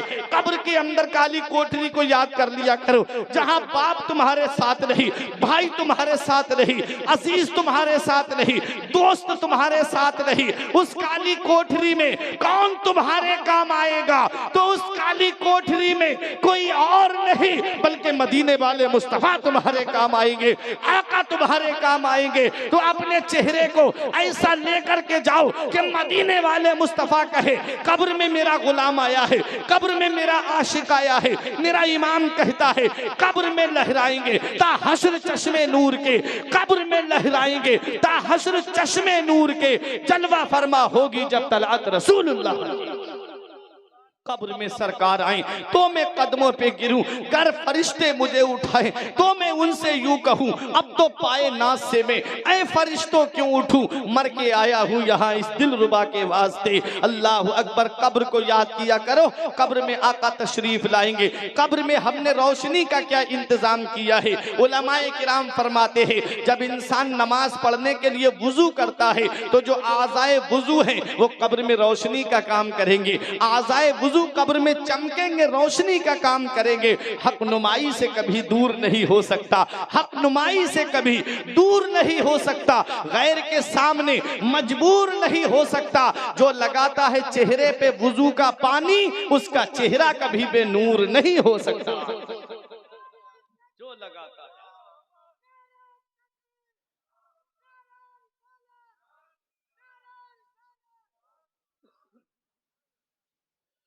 सभी के सामने एक दिन जरूर आता है, ये हुस्न फानी है लेकिन गुरूर आता है। सभी के सामने एक दिन जरूर आता है, ये पैगाम सबके लिए है। सभी के सामने एक दिन जरूर आता है, ये हुस्न फानी है लेकिन गुरूर आता है। किसी क्रीम से पाउडर से कुछ नहीं होता, नमाज पढ़ने से चेहरे पे नूर आता है। किसी क्रीम से पाउडर से कुछ नहीं होता, नमाज पढ़ने से चेहरे पे नूर आता है। जिस्म फानी है, सजाने की जरूरत क्या है, हुस्न दुनिया को दिखाने की जरूरत क्या है। ऐसे आमाल करो कि रूह से खुशबू आए, इत्र कपड़ों पे लगाने की जरूरत क्या है। अमल नेक करो, अच्छे काम करो कि मरने के बाद इंसान तुम्हें अच्छाई से याद करे। ये भी क्या कि दुनिया से चले गए आदमी कह रहा है बहुत अच्छा हुआ, बहुत ज्यादा सताने वाला था, बहुत ज्यादा लोगों पे जुल्म करता था। जिंदगी इस हाल में गुजार के जाओ कि लोग तुम्हारे मरने की खुशी ना बनाएं बल्कि गम करें। बहुत अच्छा आदमी था, जब जनाजा उठे तो लोग ये कह दे पांचों वक्त की नमाज पढ़ने वाले का जनाजा जा रहा है। लोग गाने सुन के दिल बहलाते थे, ये कुरान की तिलावत सुन के दिल बहलाता था, ये उसका जनाजा जा रहा है। लोग फिल्में देख करके वक्त काटते थे, ये मस्जिद में जाकर के अल्लाह की इबादत करता था, तस्बीह पढ़ता रहता था, ये उसका जनाजा जा रहा है। जब इस तरह से जनाजा उठेगा तो यही कहा जाएगा, लहिद में इश्क़े रुखे शह का दाग लेके चले, लहिद में इश्क़े रुखे शह का दाग लेके चले, अंधेरी रात सुनी थी चराग लेके चले। तो जिंदगी इस हाल में गुजारो कि तुम्हारा रब तुमसे राजी हो, तुम्हारे रसूल तुमसे राजी हो। इत्तकुल्लाह, अल्लाह से डरो, अल्लाह से डरो। मैंने जो आयत पढ़ी ना, तो आज सही माना में हम अल्लाह से नहीं डर रहे, लेकिन आओ जरा देखो जिनको अल्लाह तबारक व तआला ने दुनिया में बुलंद रुतबे अता फरमाई, बुलंद शाने अता फरमाई, उनकी शान क्या थी। बहुत जल्दी अपनी तकरीर को मैं खत्म कर दूंगा, बस कुछ पैगाम आप तक पहुंचा दूं ताकि कोई एक भाई भी अमल कर लेगा तो कयामत में ये मेरे लिए बख्शिश का जरिया बन जाएगा। यही सोच करके मैं बात कहता हूँ, गर कबूल उफ्तत जहे इज्जो शरफ। हज़रात, तो अल्लाह से डरना, अल्लाह से डरना। जो अल्लाह के नेक बंदे थे वो कैसे डरते थे अल्लाह से। आओ जरा देखो, गौसे आजम का महीना चल रहा है, गौसे आजम की जरा शान देखो। करामतें तो हम बहुत सुनते हैं कि गौसे आजम ने मुर्दे को ठोकर मारी, मुर्दा उठ के खड़ा हो गया।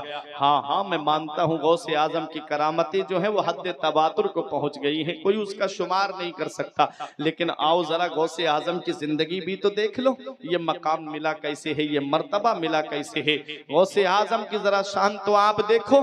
आज अगर किसी की शख्सियत का अंदाजा लगाना होता है तो आज आप उसकी बैकग्राउंड को देखें तो गौसे आजम के जो वालिद हैं हजरत अबू स्वालिह मूसा जंगी दोस्त, वो भी अल्लाह के वली हैं।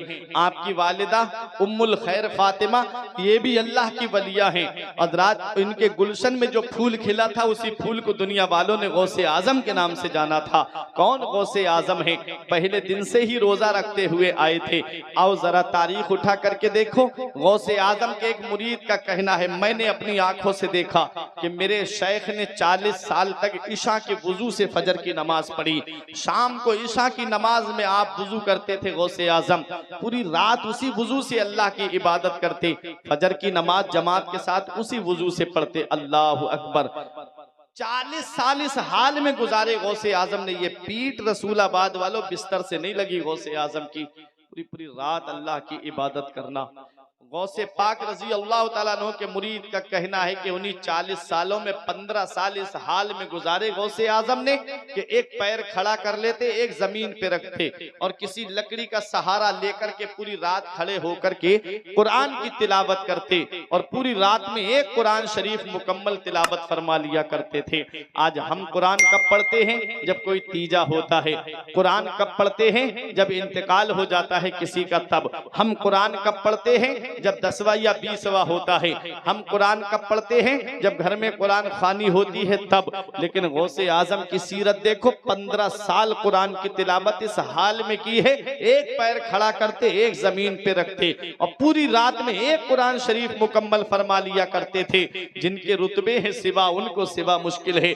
आओ जरा देखो, ये गौसे आजम है जो अल्लाह की इबादत इस तरह कर रहे हैं कि आप ईशा की नमाज में वुजू करते और फजर की नमाज उसी वुजू से आप अदा फरमाते। 15 साल कुरान की तिलावत करने वाली वो शख्सियत गौसे आजम की है। यही वजह है ना कि आज दुनिया में उनका नाम है, पूरी दुनिया में उनका जिक्र हो रहा है, पूरी दुनिया में उनका चर्चा हो रहा है। तू घटाए से किसी के ना घटा है ना घटे, जब बढ़ाए तुझे अल्लाह ताला तेरा। मिट गए मिटते हैं, मिट जाएंगे दुश्मन तेरे, ना मिटा है ना मिटेगा कभी चर्चा तेरा। वराफाना लका जिक्र कहे साया तुझ पर, जिक्र ऊंचा है तेरा, बोल है बाला तेरा। शुक्र के जोश में जो है वो तुझे क्या जाने, खिज्र के होश से पूछे कोई रुतबा तेरा। कौन गौसे आजम है? इबादत का आलम देखो तो पूरी पूरी रात अल्लाह की इबादत। रमजान शरीफ के रोजों का मामला देखो तो आप रमजान शरीफ के रोजों के पाबंद, और पैदा होते ही जो रमजान शरीफ का रोजा रखता हुआ आए तो सोचो वो कितनी बड़ी शान का मालिक होगा। जरा जिंदगी गौसे आजम की उठा करके देखो, सिर्फ करामतें हमने सुनी। मेरे गौस फरमाते हैं, दरस्तुल इल्म हत्ता सिर तो कुतबा, मैंने इल्म हासिल किया, अल्लाह ने मुझे कुतुब बना दिया। मैंने तालीम हासिल की, अल्लाह ने मुझे कुतुब बना दिया। पता चला सरदारी इल्म से मिलती है, बुलंद रुतबा इल्म से मिलता है, बुलंद अजमत इल्म से मिलती है, बुलंद मकाम इल्म से मिलता है। इल्म जिसके पास होता है वो बुलंद मकाम पे बैठता है। इल्म जिसके पास होता है उसकी शान बुलंद होती है। आओ जरा देखो, गौसे पाक रजी अल्लाह ताला अन्हु ने 18 साल तक कस्बा जीलान के कुर्ब जवार में तालीम हासिल की थी और 18 साल के बाद में आप जब आ रहे थे मदरसे से तो एक बैल की पूंछ को आपने पकड़ा। बैल इंसानी आवाज में बोला, अब्दुल कादिर, तुम्हें अल्लाह ने खेलने कूदने के लिए पैदा नहीं किया है। आप अपने घर पे आए, मकान की छत पे चढ़े। शेख अब्दुल हक मुहद्दिस देहलवी ने लिखा है कि गौसे आजम के सामने से पर्दे हट गए, कस्बा जीलान में खड़े होकर के आप मैदान अराफात को देख रहे थे, काबे का दीदार कर रहे थे। फौरन नीचे आए, अपनी अम्मी से कहते हैं, अम्मी इजाजत दे दो, मैं इल्म हासिल करने के लिए बगदाद जाना चाहता हूँ, मैं और तालीम हासिल करना चाहता हूँ, मैं और इल्म हासिल करना चाहता हूँ। वो गौसे आजम की वालिदा जिनकी उम्र 80 साल के करीब हो गई है, उस वक्त जब माँ की उम्र 80 साल के करीब थी तो उसे कितने औलाद के सहारे की जरूरत थी। आप भी अल्हम्दुलिल्लाह माँ बाप वाले हो और आपकी भी औलाद है। जरा सोचो तो सही, माँ बाप जब 80 साल की उम्र को पहुंच जाएं तो उन्हें औलाद के सहारे की कितनी जरूरत पड़ती है, औलाद की सपोर्ट की कितनी जरूरत पड़ती है, औलाद के सहारे की उनको कितनी जरूरत लायक होती है। आज मैं आपको बताना चाहता हूँ, 80 साल की उम्र के करीब जब माँ बाप पहुंचे तो उन्हें औलाद के सहारे की जरूरत होती है, कभी दवाई का मामला है, दवाई वक्त पे खिलानी है, कभी उनको उठा करके बिठाना है, कभी इधर उधर चारपाई पे लिटाना है, ये सारी बातें औलाद के सहारे की जरूरत होती है। गौसे आजम की वालिदा की उम्र 80 साल के करीब है। गौसे आजम की वालिदा ने ये नहीं कहा मेरे लाल तू अब बुढ़ापे में मुझे छोड़ के जा रहा है, जबकि मुझे तेरी सपोर्ट की जरूरत है, जबकि मुझे तेरे सहारे की जरूरत है, ये नहीं कहा, बल्कि कयामत तक के लिए औरतों को ये पैगाम दे दिया कि अपने सीने पे और औलाद की जुदाई का पत्थर बर्दाश्त कर लेना, लेकिन औलाद को कभी अनपढ़ मत रखना, उन्हें जाहिल मत रखना, उन्हें पढ़ाना लिखाना, उन्हें तालीम दिलाना, उन्हें अच्छी से अच्छी तालीम दिलाना, दीनी तालीम दिला करके मैदान कयामत में सुरखरुई हासिल करना। ये गौसे आजम की वालिदा है जिन्होंने अपने बेटे को जाने की इजाजत दे दी, अपने बेटे को बुढ़ापे की आड़ न बनाया। और तारीख बताती है गौसे आजम तालीम हासिल कर रहे थे और इधर माँ का इंतकाल हो गया था। वो गौसे पाक रजी अल्लाह ताला अन्हु है, माँ ने अपने एहसानों को याद नहीं दिलाया। मदीने वाले मुस्तफ़ा फरमाते हैं माँ के 3 एहसान ऐसे हैं औलाद के ऊपर कि औलाद पूरी जिंदगी माँ की खिदमत करती रहे, तब भी उन 3 एहसानों का बदला नहीं चुका सकती। ये कौन फरमा रहा है? मदीने वाले मुस्तफ़ा फरमा रहे हैं 3 एहसान ऐसे हैं माँ के औलाद के ऊपर कि पूरी जिंदगी औलाद माँ की खिदमत करे, तब भी उन एहसानों का बदला नहीं चुका सकती औलाद। पहला एहसान ये है कि वो 9 महीने अपने शिकम में रखती है। कितनी परेशानियों का सामना करना पड़ता है, कितनी दिक्कतों का सामना करना पड़ता है, कितनी तकलीफों से गुजरना पड़ता है एक माँ को औलाद को जन्म देने के लिए। आज वो औलाद क्या जाने माँ बाप की शान को, जिसे मोबाइल चलाने से फुर्सत नहीं मिलती। माँ बाप बराबर में बैठे हैं, वो बराबर में बैठ के घंटों मोबाइल चलाता रहता, 1 मिनट ऐसा नहीं आता जिसमें माँ बाप से मोहब्बत से बात कर ले। फिर पता चलेगा जिस दिन ये साए तुम्हारे सर से उड़ जाएंगे, उस दिन चिराग लेके भी ढूंढोगे तो माँ बाप जैसा प्यार करने वाली शख्सियतें तुम्हें नहीं मिलेगी। उस दिन तुम सोचोगे कि कितना बड़ा साया आज हमारे सर से चला गया। आज घर में जाते हैं तब भी वहां पर भी मोबाइल, बाहर निकले वहां पर भी मोबाइल, माँ बाप से बात करने का मौका नहीं, भाइयों से बात करने का मौका नहीं, बिजनेस के ताल्लुक से कोई डिस्कस करने का मौका नहीं, बातचीत करने का मौका नहीं, बस बैठे हैं अपनी रवा रबी में जिंदगी चल रही है। इसी हालत में इंसान दुनिया से चला जाता है, न दुनिया में उसका नाम रहा, न आखिरत में कोई उसका हिस्सा रहा। दुनिया में रहे तो दुनिया में भी गुमनामी की जिंदगी जीते रहे और आखिरत में भी कोई नेकी हमने नहीं भेजी। कब तक ऐसी जिंदगी गुजारी जाती रहेंगी? याद रखो प्यारे मुसलमानों, ये माँ बाप अल्लाह की इतनी बड़ी नेमत है जो हर ठंडे गर्म से फायदा उठाए हुए होते हैं, जो शब और रोज को देखे हुए होते हैं, जिन्हें अच्छाई और बुराई की तमीज तुमसे ज्यादा है, जिन्हें एक दूसरे को पहचानने की तमीज तुमसे ज्यादा है, लेकिन उनसे कभी नहीं तजर्बे की बातें सुनते। हर चीज गूगल पे तलाश करते फिर रहे हो, हर चीज का जवाब गूगल पे नहीं मिलेगा। कुछ बुजुर्गों के पास बैठ जाया करो, तजर्बे की बातें उनसे तुमको मिलेंगी, जिंदगी जीने का सलीका उनसे तुमको मिलेगा, जिंदगी गुजारने का तरीका तुम्हें उनसे मिलेगा। आओ जरा देखो, मदीने वाले मुस्तफा ने फरमाया है 3 एहसान माँ के ऐसे हैं कि औलाद पूरी जिंदगी माँ की खिदमत करे, तब भी उन एहसानों का बदला नहीं चुका सकती। पहला एहसान ये है कि वो 9 महीने अपने शिकम में रखती है। कितनी परेशानियों का सामना करना पड़ता है। उमर फारूक आजम के पास में एक बुढ़िया ने आकर के कहा था, हुजूर मेरा बेटा मुझे बहुत सताता है। आपने उसके बेटे को बुलाया, बुलाने के बाद उसके पेट पर 2-3 किलो के करीब वजनी पत्थर बांध दिया और कहा खबरदार अगर ये पत्थर तेरे पेट से हट गया तो तुझे सख्त सजा दूंगा। वो अपने घर पे गया, खाना खाना दुश्वार हो गया, शाम को लेटे तो पेट पे वजन होने की वजह से सांस दबने लगे। माँ से कहता है अम्मी मैं तेरे हाथ जोड़ता हूँ, ये पत्थर मेरे पेट से हटवा दे। उमर फारूक आजम के पास में माँ ने आके कहा, हुजूर मुझसे बेटे की परेशानी देखी नहीं जाती, ये कितना भी मुझे सताता है लेकिन है तो मेरे जिगर का टुकड़ा, आप इसे माफ कर दीजिए। उमर फारूक आजम ने वो पत्थर पेट से हटाया। उसके बाद एक जुमला कहा था, रसूलाबाद वालों दिल की तख्ती पे लिख लो, फरमाया कि तुझे 2-3 किलो का वजन लेकर के एक रात काटना मुश्किल हो गई, एक रात काटना दुश्वार हो गई।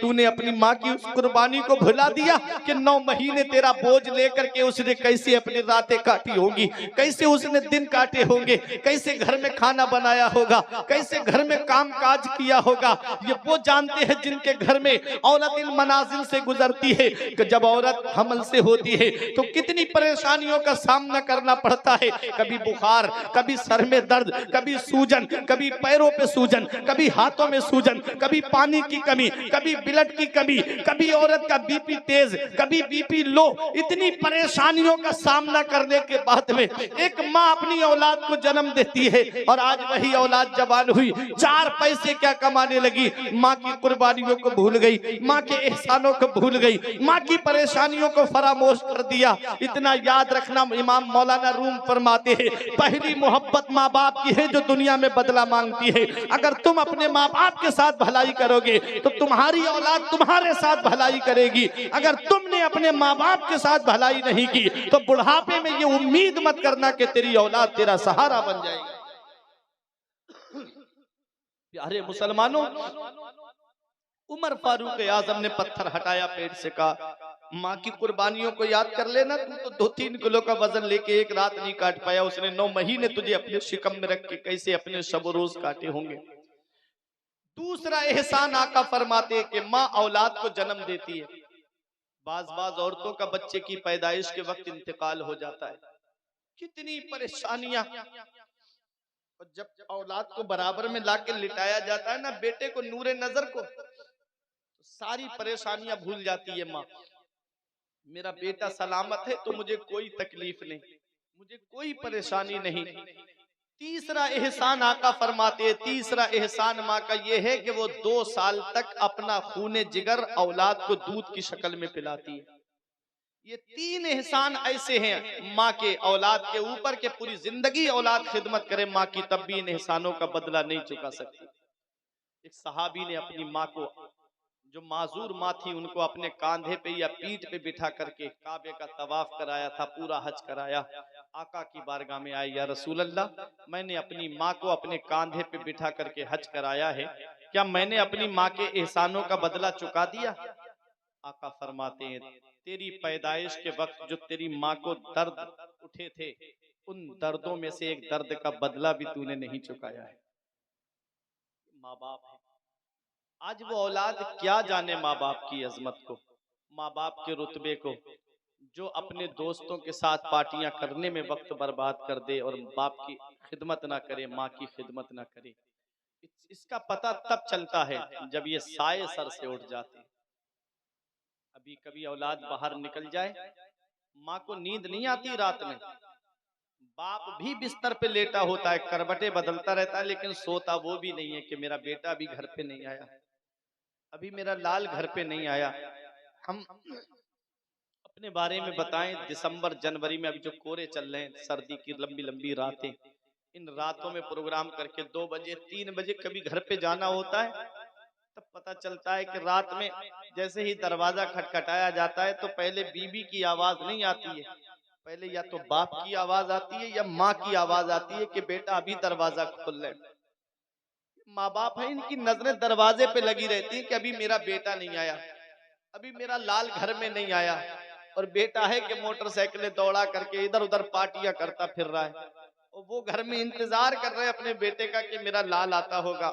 माँ फोन कर ले, रात ज्यादा हो जाए, बेटा कहाँ हो, इतनी रात अभी तक घर पे नहीं आए, तो बेटा गुस्से में फोन काट के कहता है, क्या माँ परेशान करती रहती है, मेरे भी तो कुछ शौक है, मेरे अरमान है, मेरी भी तो कुछ ख्वाहिशें हैं, क्या मुझे परेशान करना, फोन करके मैं अपने दोस्तों के साथ घूम रहा हूँ। जब तुम गुस्से में फोन काटते हो तो जरा सोचो उस माँ के दिल पे क्या बीतती होगी जिसका तुमने फोन गुस्से में काटा।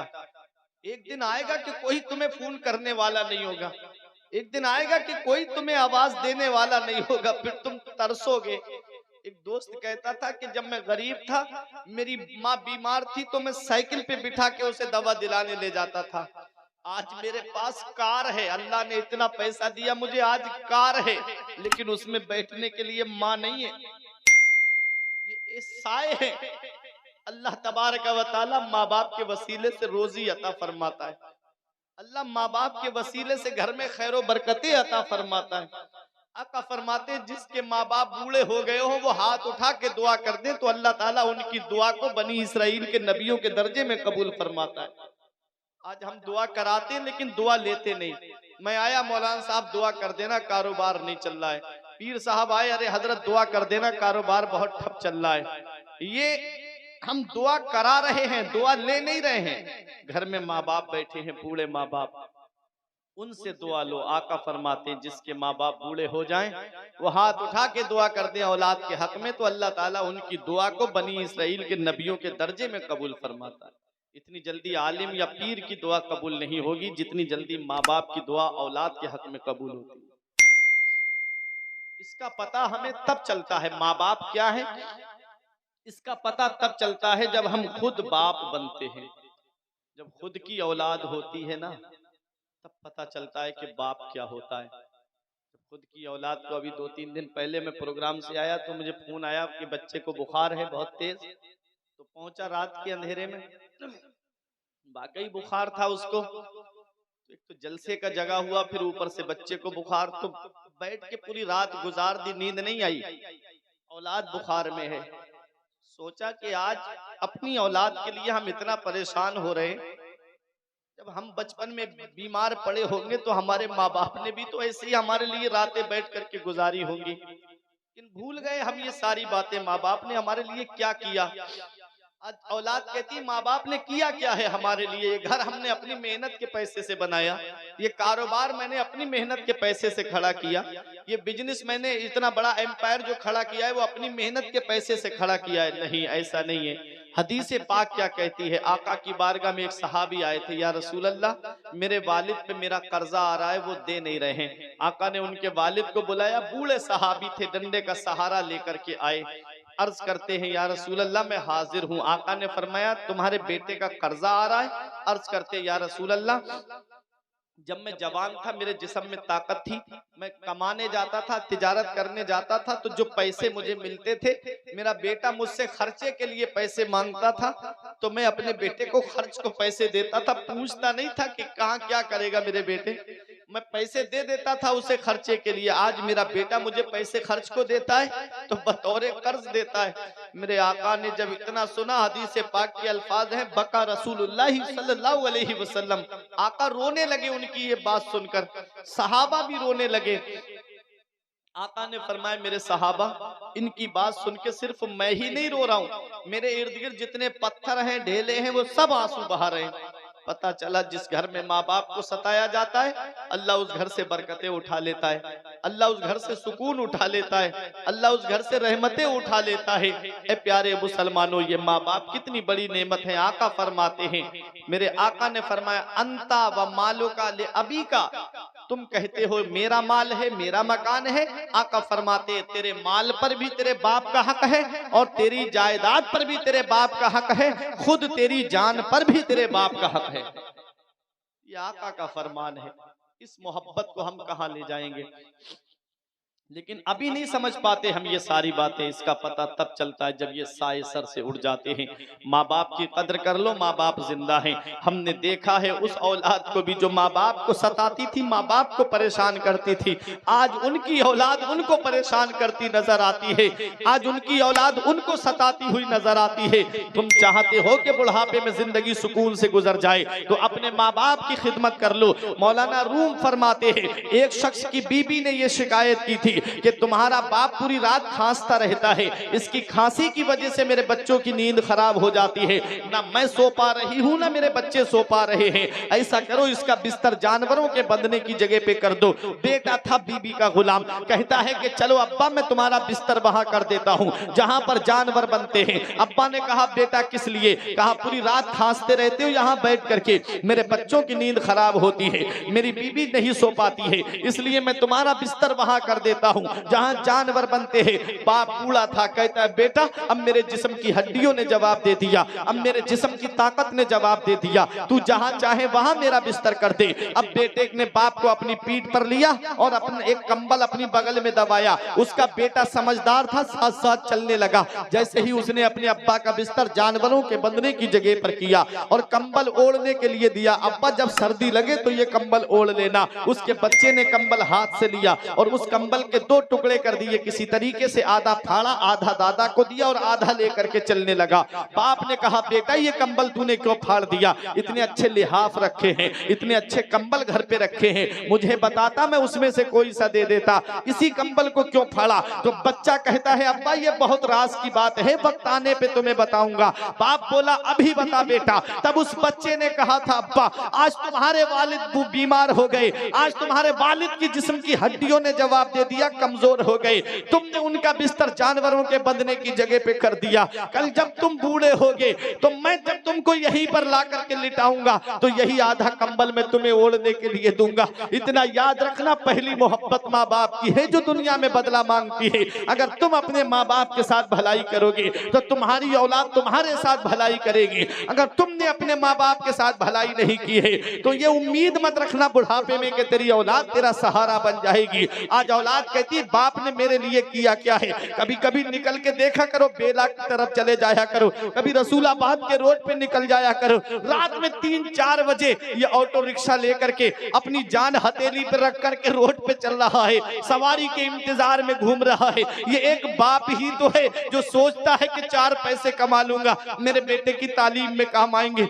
मेरे बेटे की शिक्षा में काम आएंगे। कभी कभी देखा करो तुम तो घर पे आराम से सोते हो और रात में जा करके दूसरों के घरों पे मजदूरी करके 4 पैसे कमा के लाता है ताकि मेरे बेटे की तालीम में काम आए। तुम घर पे आराम से मोबाइल चला रहे हो, उस शिद्दत की गर्मी में 3 मंजिल पे सर पे ईंटें रख करके चढ़ रहा है और यही दिल में दर्द है कि 4 पैसे कमा लूंगा, मेरी औलाद की पढ़ाई में काम आएंगे, मेरी औलाद की तालीम में काम आएंगे। ये ईंटें ढोने वाला ये एक बाप ही तो है, पूरे दिन खेतों में मजदूरी करने वाला ये एक बाप ही तो है। मैंने अपने अब्बा से पूछा अब्बा आपके हाथों की लकीरें कैसे मिट गई? मेरे हाथों की लकीरें तो नजर आ रही हैं, आपके हाथों की लकीरें कहाँ चली गई? तो यही जवाब दिया था बेटा तुम्हारी तकदीर बनाते बनाते हमारे हाथों की लकीरें मिट गई। बाप क्या नहीं करता है औलाद के लिए, बाप किन मंजिलों से नहीं गुजरता है औलाद के लिए।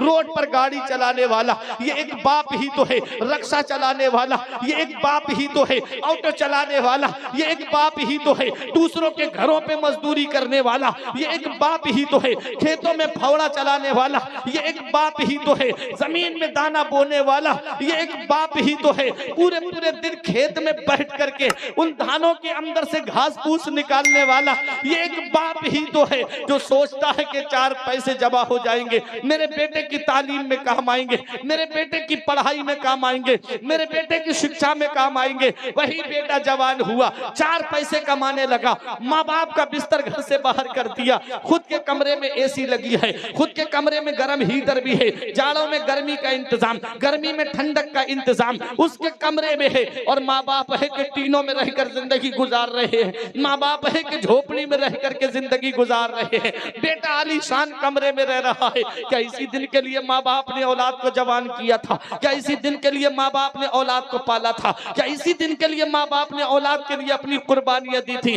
कौन सा मुंह लेके जाओगे महबूबे दावर के सामने, कौन सा चेहरा लेकर जाओगे शाफे महशर के सामने? मदीने वाले मुस्तफा ने कयामत के दिन तुमसे पूछ लिया माँ बाप जैसी नेमत मिली थी, बता क्या सुलूक करके आया है? क्या कहोगे उनका बिस्तर घर से बाहर निकाल दिया? क्या कहोगे उन्हें टीनों में रहने पे मजबूर कर दिया? ईद के दिन तेरे बच्चे सिवई खाएं, माँ बाप तुम्हारे बच्चों का चेहरा देखे, बकरा ईद के दिन तुम्हारे बच्चे गोश्त खाएं, तुम्हारे माँ बाप तुम्हारे बच्चों का चेहरा देखे, ईद के मौके पे तेरे बच्चे शॉपिंग मॉल से शोरूम से कपड़े खरीद के लाए, माँ बाप पुराने कपड़े पहन करके ईद के दिन अल्लाह का शुक्र अदा करे। बस एक यही सोच दिल में दर्द है कि अल्लाह मेरी औलाद सलामत है तो बस मैं उसी में खुश हूँ, मेरा बेटा सलामत है तो मैं उसी में खुश हूँ। कभी बद्दुआ नहीं देते अपनी औलाद को, लेकिन एक औलाद है जो माँ बाप की कुर्बानियां भूल गई, औलाद है कि माँ बाप की कुर्बानियों को फरामोश कर दिया।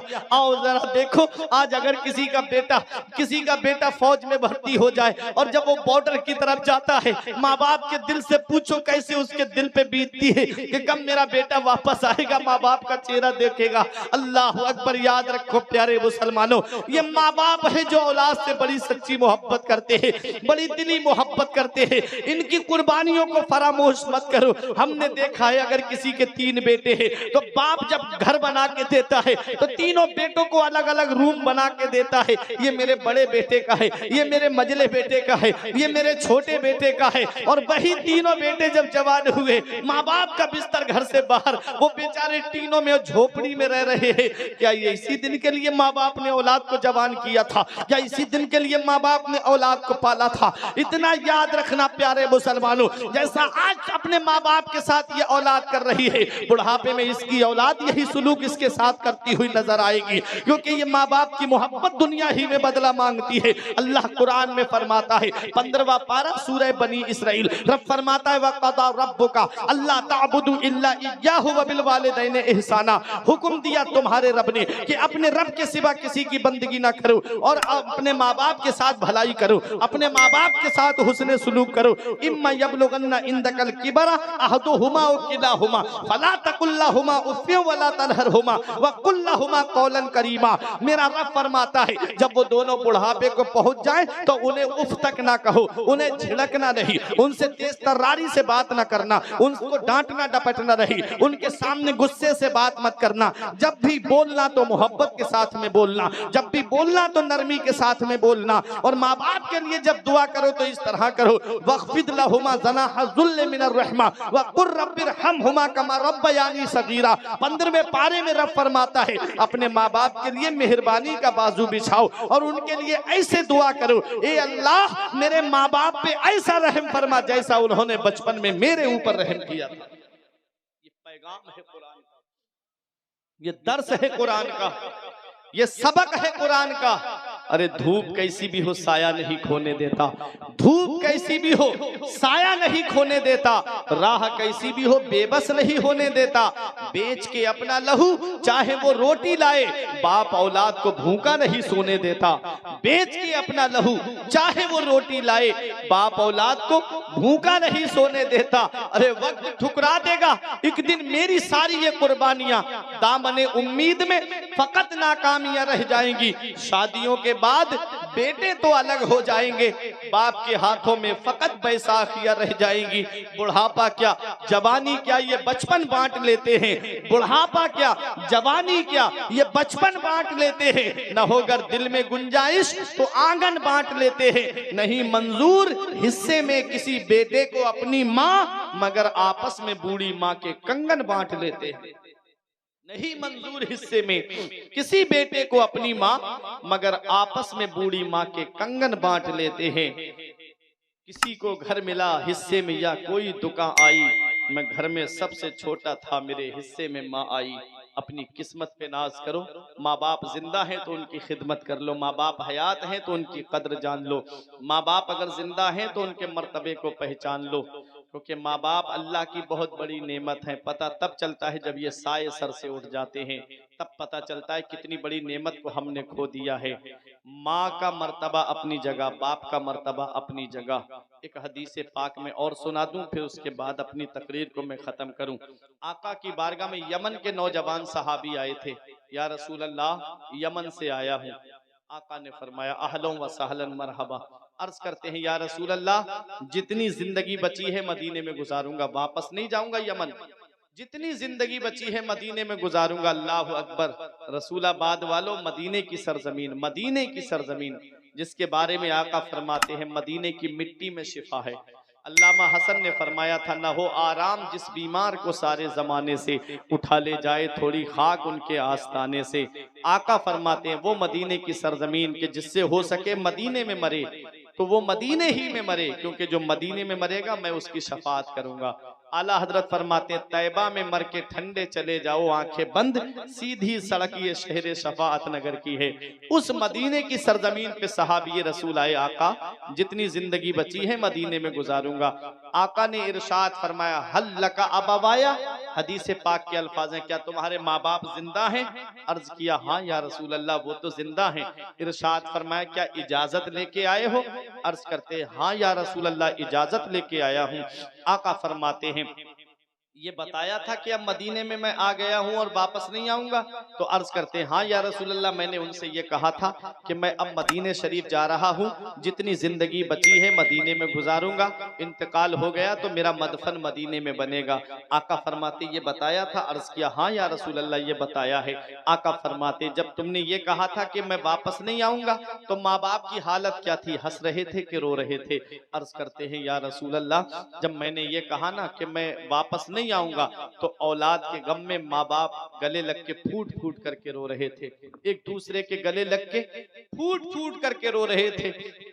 हदीस पाक में है आका हुजूर सल्लल्लाहु अलैहि वसल्लम जलाल में उठे, इरशाद फरमाया इरजी इलैहिमा फअदहिकहुमा कमा अबकैतहुमा, ए मेरे सहाबी वापस चले जाओ, जहां से आए हो वहीं चले जाओ, और जैसे माँ बाप को रुला के आए हो वैसे उन्हें हंसा दो, वो यमन में खुश हो जाएंगे, तेरा नबी तुझसे मदीने में राजी हो जाएगा।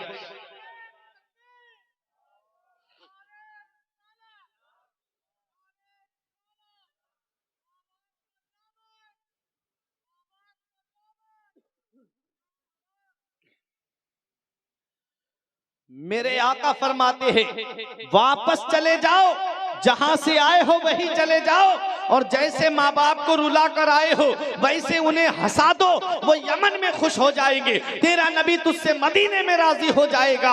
और माँ बाप को सता करके और माँ बाप को परेशान रख करके, इधर माँ बाप दवाई के लिए परेशान है, इधर माँ बाप एक एक पैसे के लिए परेशान है, और बेटा है कि अजमेर के चक्करों पे चक्कर लगा रहा है, बेटा है कि बगदाद के चक्करों पे चक्कर लगा रहा है, माँ बाप एक एक पैसे के लिए दुखी बैठे हैं, और बेटा उम्रे के टूरों पे टूर करता नजर आ रहा है। इतना याद रखना, अगर तुझसे तेरे माँ बाप राजी नहीं है, हदीस पाक में आता है जिससे उसके माँ बाप राजी है उससे अल्लाह राजी है, उसका रसूल राजी है, और जिससे माँ बाप नाराज है उससे ना अल्लाह राजी है ना उसका रसूल राजी है। अरे घर में अपने माँ बाप को राजी कर ले, माँ बाप ने सच्चे दिल से दुआ दे दी, तेरे माँ बाप राजी हो गए तो तुझे अजमेर जाने की जरूरत नहीं पड़ेगी, गरीब नवाज खुद तेरे घर पे चल के आ जाएंगे। अगर घर में तेरे माँ बाप तुझसे राजी है, माँ बाप ने औलाद के हक में दुआ कर दी तो अल्लाह औलाद की तकदीर बदल देता है, अल्लाह औलाद की किस्मत को बदल देगा,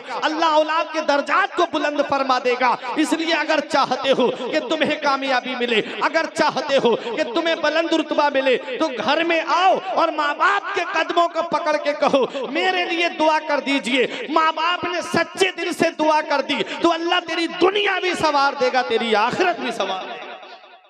माँ बाप को सताने का सबब ना बनना, माँ बाप को राजी करने का सबब बनना, माँ बाप को दिल से दुआएं लेना। माँ बाप जिसे सच्चे दिल से दुआ दे देते हैं अल्लाह ताला उसकी किस्मत संवार देता है, अल्लाह उसकी तकदीर को बदल देता है। माँ का मर्तबा बुलंद है, बाप की शान बुलंद है, माँ की अजमत बुलंद है, बाप का मर्तबा बुलंद है, और जिससे दोनों राजी हैं अल्लाह ताला उस बंदे के ऊपर फजलो करम फरमाता है। हदीस पाक में आता है जिसके माँ बाप दुनिया से चले गए वो उन जुमे के दिन अपने माँ की अपने बाप की कब्र की जियारत कर ले तो गोया ऐसा है जैसा उसने दुनिया ही में जिंदगी ही में माँ बाप की जियारत की है। तो अगर माँ बाप जिंदा है उनकी खिदमत कर लो, अगर उनका इंतकाल हो गया है तो कब्रिस्तान जाकर के उनकी कब्र पे बैठ करके सूरह यासीन शरीफ पढ़ दिया करो। हदीस पाक में आता है फल मय्यतु फिल कब्र इल्ला कल गरीकिल मुतगब्बिस यंतज़िरूना दावतन तलहकुहु मिन अबिन औ उम्मिन औ अखिन औ सदीकिन। आका इरशाद फरमाते हैं जो कब्रिस्तान में लेटे हैं वो दरिया में डूबने वाले की तरह है,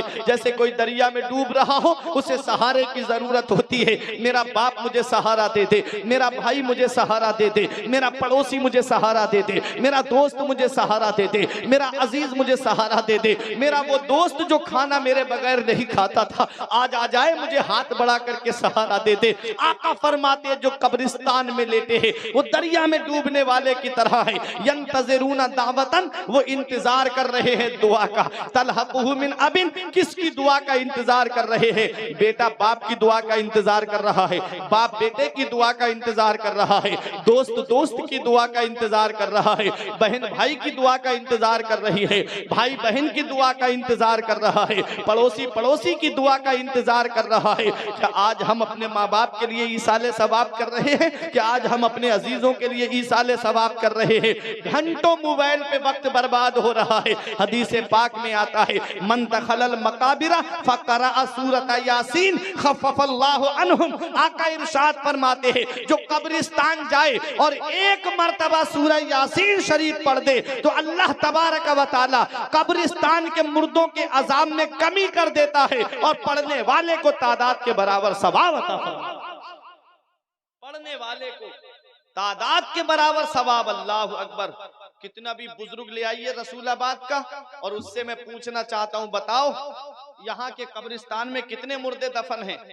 वो नहीं बता पाएगा, गिनती नहीं बता पाएगा। कब से दफन होते आ रहे हैं और कितने दफन हैं, नहीं बता पाएगा। एक मर्तबा सूरह यासीन शरीफ पढ़ने का इतना सवाब है। 5 रुकू हैं, 10 मिनट लगेंगे, बहुत आहिस्ता पढ़ने वाला है तो 15 मिनट लग जाएंगे, 20 मिनट लग जाएं। 20 मिनट हम नहीं निकाल सकते। बाप की पूरी प्रॉपर्टी पे बेटा राज कर रहा है, भाई के हिस्से की जायदाद भी इसके हिस्से में आ गई। उस भाई के लिए 10 मिनट नहीं, उस बाप के लिए 10 मिनट नहीं, उस माँ के लिए जो पूरी पूरी सर्दी की रातों में इसे गोद में लेके बैठी रही, उसके लिए 10 मिनट नहीं। एक मर्तबा सूरह यासीन शरीफ पढ़ देते। अरे जुमे के दिन जाके माँ की कब्र पे बैठ के सूरह यासीन शरीफ पढ़ देते, बाप की कब्र पे बैठ के सूरह यासीन शरीफ पढ़ देते, कितना सवाब माँ बाप को मिलता। और जितने मुर्दे हैं कब्रिस्तान में सबकी तादाद के बराबर सवाब पढ़ने वाले को मिलता। मेरे आका फरमाते हैं कि जो कब्रिस्तान जाए और एक मर्तबा सूरह यासीन शरीफ पढ़ दे, अल्लाह कब्रिस्तान के मुर्दों के अजाब में कमी और पढ़ने वाले को तादाद के बराबर सवाब। सुभान अल्लाह।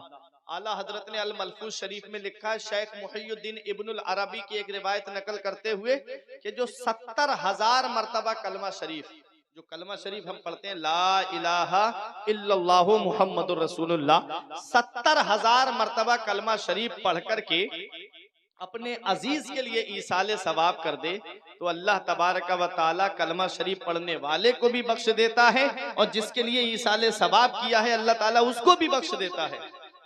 इतना अच्छा मौका था कि बिस्तर पे जाते और तस्बीह लेकर के 100 दानों की तस्बीह एक बार पढ़ करके लेट जाते, जोड़ लेते, 70,000 मर्तबा कलमा शरीफ हो जाता, ईसाले सवाब कर देते। कितना सवाब मिलता हमारे अजीजों को, हम सब भूल गए। बस दुनिया में घिरे हुए हैं हम। पैसा कहाँ से आएगा, दौलत कहाँ से आएगी, कैसे किसका हक मारा जाए, कैसे कहाँ से पैसा कमाया जाए, बस यही सब है। हम भूल गए, खुदा को भूल गए। लोग फिक्रे रोजी में खुदा को भूल गए, लोग फिक्रे रोजी में। ख्याल रिस्क है, रज़्ज़ाक़ का ख्याल नहीं। ख्याल रिस्क है, रज़्ज़ाक़ का ख्याल नहीं। अल्लाह कुरान में फरमाता है, रब ने फरमाया, मन यत्तक़िल्लाह यजअल लहू मखरजन व यरज़ुक़हु मिन हैसु ला यहतसिब व मन यतवक्कल अलल्लाहि फहुवा हस्बुह। अल्लाह कुरान में फरमाता, जो अल्लाह से डरता है अल्लाह उसके लिए निजात का रास्ता निकाल देता है और उसे ऐसी जगह से रोजी अता फरमाता है जहां से बंदे का वहमो गुमान भी नहीं होता। अल्लाह से कोई डरे तो सिर्फ हम जुबानी दावा करते अल्लाह से डरते हैं, लेकिन हम डरते नहीं। हामिद लफ़ाफ रहमतुल्लाह अलैह की मैंने एक हिकायत किताबुल कलयूबी में आपकी पढ़ी थी। जुमे का दिन था, पहली बात उनका गधा गुम हो गया। बीबी ने कहा कि गधा कैसे ढूंढ करके लाइएगा, तो एक तो ये, और दूसरा काम उनका ये था कि गेहूं पिसवा करके लाना थे ताकि रोटियां घर में बने। दूसरा काम, तीसरा काम ये था कि उनके खेत का पानी जो है वो कट गया था और दूसरे के खेत में पानी जा रहा था। अगर वो मेंढ नहीं बनाएंगे तो पानी जो है वो उनके खेत का सब निकल जाएगा। ठीक है, ये 3 काम थे। चौथा काम, जुमे की नमाज का वक्त हो गया। चौथा काम क्या, जुमे की अजान हो गई, जुमे की नमाज का वक्त हो गया। अब इधर ये 3 काम, उधर अल्लाह की इबादत। ये अल्लाह वाले थे, छोड़ दिए तीनों काम, मस्जिद में पहुंचे और अल्लाह की इबादत करने लगे। नमाज पढ़ी, मन यत्तक़िल्लाह यजअल लहू मखरजन व यरज़ुक़हु मिन हैसु ला यहतसिब। जो अल्लाह से डरता है अल्लाह उसके लिए निजात का रास्ता निकाल देता है। जब जुमे की नमाज पढ़ के अपने घर पे आए तो क्या देखा, रोटी बनी हुई तैयार है, गधा अस्तबल में बंधा हुआ है और बीबी मुस्कुरा रही है। पूछा क्या बात, ये गधा कैसे आया? तो कहा इस गधे को एक शेर घेर करके लाया था और यहाँ घर तक पहुंचा करके गया है। सुभान अल्लाह। ये शान है, जो अल्लाह से डरता है अल्लाह उसके लिए निजात का रास्ता निकाल देता है। कहा ये आटा, कहा पड़ोसी जो है वो धोखे से हमारा आटा उठा लाया और जब वो लेके जा रहा था तो पता चला ये हमारा है, तो घर पे पहुंचा के चला गया। कहा अच्छा तो खेत कब? कहा अभी ये बताया है मुझे कि जो पानी कट गया था, पड़ोसी एक पहुंच गया था, उसने वहां मेन बना दी और खेत भी भर गया है। एक काम किया था, अल्लाह की इबादत की थी, अल्लाह ने 3 काम बना दिए। तुम क्या समझते हो अल्लाह की इबादत छोड़ के कामयाब हो जाओगे? दुकान में पूरे दिन बैठे रहो, पैसा जरूर कमाओगे लेकिन बरकत उस पैसे में नहीं आएगी अगर नमाज नहीं पढ़ते हो। वहीं मुसल्ला बिछाओ, अल्लाह की इबादत करो 10 मिनट के लिए। अरे जब नमाज के लिए काबे का तवाफ रुक सकता है तो तेरा कारोबार क्यों नहीं रुक सकता? कभी गौर किया है तुमने? इतना याद रखना प्यारे मुसलमानों, अल्लाह की इबादत करो, नमाज को उसके वक्तों पे अदा करो। अल्लाह तुम्हारे घरों में भी बरकतें अता फरमाएगा, औलाद की उम्रों में भी बरकतें अता फरमाएगा। अपने रब की इबादत करते रहो। फजर की नमाज में आदमी पड़ा पड़ा बिस्तर पे सोता रहता है। चंद लोग मस्जिद में होंगे इमाम साहब के पीछे नमाज पढ़ने वाले, उसके बाद रोना रोया जाता है कि घर में बरकत नहीं, कारोबार बहुत तेज चल रहा है, पैसा बहुत आता है, इधर आता है उधर चला जाता है। आओ मैं आपको बताता हूँ बरकत घर में क्यों नहीं होती है। एक दिन हजरत फातिमा ज़हरा रजी अल्लाह ताला अन्हा फजर की नमाज के बाद बिस्तर पे थोड़ी सी देर के लिए लेट गई थी। आका तशरीफ लाए, पैर का अंगूठा पकड़ के हिलाया, इरशाद फरमाया बेटी फातिमा फजर के बाद में ना सोया करो, इस वक्त अल्लाह ताला रोजी तकसीम फरमाता है। फजर के बाद रोजी तकसीम होती है, सुबह के वक्त रोजी तकसीम होती है। उनके एक गुरु ने कहा था कि सुबह सुबह उठोगे, वर्जिश करोगे तो जिस्म सलामत रहेगा, जिस्म सही और सालिम रहेगा। और जो सुबह सुबह उठ के अपने घर को झाड़ू देगा या उसको पानी से छिड़काव करेगा तो घर में खूब धन लक्ष्मी आएगी। एक बार कहा था, आज आप देख लो रात के 3 बजे 4 बजे कभी कभी जाना होता है तो गैर मुस्लिमों की बस्ती से गुजरते हैं, उनके बच्चे वर्जिश करते नजर आते हैं, रोड पे भागते नजर आते हैं, टहलते नजर आते हैं, अपने जिस्म की वर्जिश करते नजर आते हैं और वो दरवाजे पे झाड़ू लगाते नजर आते हैं, पानी का छिड़काव करते नजर आते हैं। और अपनी बस्ती में जब पहुंचो तो पड़े पड़े सो रहे हैं, दिन को 8 बजे 9 बजे सो के उठ रहे हैं, फिर कह रहे हैं कि घर में बरकत नहीं होती, पैसा नहीं, पैसा आ रहा है लेकिन घर में कोई खैर बरकत नहीं है। बरकत आएगी कहां से? तुमने नमाज की पाबंदी की, तुमने रोजे की पाबंदी की, तुमने अपने रब से डरे। हकीकत में हम अपने रब से नहीं डर रहे हैं। जो अल्लाह से डरता है अल्लाह उसके लिए निजात का रास्ता निकाल देता है और उसे ऐसी जगह से रोजी अता फरमाता है जहां से बंदे का वहमो गुमान भी नहीं होता। तो अपने रब से डरो, अपने रब की इबादत कर लो। ये जिंदगी की सांसें चल रही हैं, जिस दिन सांस टूट गई उस दिन कोई नहीं है, अजीजो अकरबा कब्रिस्तान में ले जा करके दफन कराएंगे। जब तक जिंदगी चल रही है तुम्हारी इज्जत है, तुम्हारी कद्र मंजिलत है। और जैसे ही रूह निकल जाती है, कितना भी अजीज क्यों ना हो, बस यही कहता है चलो कफन दफन का इंतजाम करो, कब्रिस्तान जल्दी लेकर के चलो, नमाज जनाजा देर मत करो। यही तो कहता है ना, कितना भी अजीज हो दफन करने के लिए कब्रिस्तान ले जाता है। जब तक जिंदगी की सांसें हैं तुम्हारी इज्जत है। तो इन जिंदगी की सांसों को गनीमत जान लो, पता नहीं ये डोर कब टूट जाए, कब जिंदगी की सांसें कट जाएं, कब हमारा नामे आमाल बंद कर दिया जाए। तो इसलिए अपने नामे आमाल में नेकियां जमा कर लो। दुनिया चंद दिन की है, इसमें हमेशा रहना नहीं है। शेख सादी फरमाते जहां आए बिरादर नुमानत बकस, दिल अंदर जहां आफरी बंदोबस, मकुन तकिया बर मुल्क दुनिया पुष्ट के 20 यार कश चूतू परवरदो कुश्त, चू आहेंगे रफ्तन कुनत जाने पाक, चे बर तख्त मुर्दन चे बर रुए खाक। ए भाई ये दुनिया किसी के साथ नहीं रही, दुनिया के बनाने वाले अल्लाह से दिल लगा और बस। दुनिया की मोहब्बत में है बदनामियां बहुत, दुनिया की मोहब्बत में है बदनामियां बहुत, अल्लाह की मोहब्बत में कोई बदनाम नहीं होता। इन दुनिया वालों से मोहब्बत करने से क्या फायदा? मोहब्बत करनी है तो खुदा से करो, मोहब्बत करनी है तो खुदा से करो फराज। ये इंसानों से कभी वफा नहीं मिलती। अल्लाह से मोहब्बत करोगे तो कभी बदनाम नहीं होगे। उसकी मोहब्बत का हाल ये है कि बेनिशानों का निशा मिटता नहीं, मिटते मिटते नाम हो ही जाएगा। उसकी मोहब्बत ये है कि उसकी इबादत करो, उसने जिस चीज का हुक्म दिया है उन कामों को करो, जिससे रोका है उन कामों से रुक जाओ। अपने रब की इबादत करो, आका हुजूर सल्लल्लाहु अलैहि वसल्लम की फरमा बरदारी करो। तभी दुनिया में भी आराम से रहोगे और मरने के बाद कब्र में भी आराम से रहोगे। फिर यही कहोगे खाक होकर इश्क में आराम से सोना मिला, खाक होकर इश्क में आराम से सोना मिला, जान की इक्सीर है उल्फत रसूलुल्लाह की, ऐ इश्क तेरे सदके जलने से छुटे सस्ते, जो आग बुझा देगी वो आग लगाई है। और जान है इश्क मुस्तफा रोज फुजू करे खुदा, जिसको हो दर्द का मजा नाजे दवा उठाए क्यों। तो अपने रब की इबादत करो, नमाज को उसके वक्तों पे अदा करो, मस्जिदों में जाओ, अल्लाह की इबादत करो। यही एक पैगाम था। गौसे पाक रजी अल्लाह तआला अन्हु की वालिदा ने 80 साल की उम्र में कहा था, बेटा जा, मैं तुझे अपने हक के लिए रोकूंगी नहीं, मैं तुझे इल्म हासिल करने के लिए भेज रही हूँ। बगदाद गए, 25 साल इस हाल में गुजारे कि दरख्तों के पत्ते और छाले खा करके गुजारा किया। फिर उसके बाद वो मकाम आया गौसे आजम का कि मेरे गौस को अल्लाह ने वो मकाम दिया, वो रुतबा दिया, अल्लाह तबारक व तआला ने वो शान अता फरमाई कि सारे वलियों का सरदार बना दिए गए। और इबादत का ये आलम, फिर भी पूरी पूरी रात अल्लाह की इबादत करते। तो ये अल्लाह वाले जो आज इनका जो हम नाम ले रहे हैं, इन्होंने अपने रब को राजी किया है, रसूल को राजी किया है। और जो अल्लाह और उसके रसूल को राजी कर लेता है, फिर उसका नाम मिटता नहीं है, बल्कि लोगों के दिलों पे नक्श हो जाता है। वकूनु मास्वादिकीन, सच्चों के साथ हो जाओ। साथ होने का मतलब क्या है? इनकी अदाओं को अपनाओ। इन्होंने क्या काम किए, हम भी वो काम करें। इन्होंने नमाज की पाबंदी की, हम नमाज की पाबंदी करें। इन्होंने रोजे की पाबंदी की, हम रोजे की पाबंदी करें। इन्होंने हमेशा सच बोला, हम हमेशा सच बोलें। ये नहीं कि जूती चप्पल बेचने की खातिर खुदा की कस्में बार बार खाया करें कि खुदा की कसम मैं इतने में खरीद के लाया हूँ। इस तरह की कस्में नहीं, इससे बरकत उड़ जाती है, तिजारत की बरकत उड़ जाती है। कस्में नहीं खाना चाहिए, बल्कि ये कहना चाहिए भाई इतने की मैं बेच रहा हूँ, तेरी मर्जी हो तो ले ले। ये झूठ नहीं है। कसम खाने का मतलब क्या हुआ कि मैं खुदा की कसम मैं इतने की लेकर आया हूं। अगर वो झूठी कसम हुई तो उसका कफारा देना पड़ जाएगा, अल्लाह उस पैसे से बरकत खत्म कर देता है। तो जरा जरा सी बातों पे जो है वो झूठ नहीं बोलना चाहिए, झूठ कभी भी नहीं बोलना चाहिए, हमेशा सच बोलो। गौसे आजम ने एक सच बोला था, कई डाकुओं को जो है जमीन की पस्ती से उठा के आसमान की बुलंदियों पे पहुंचा दिया।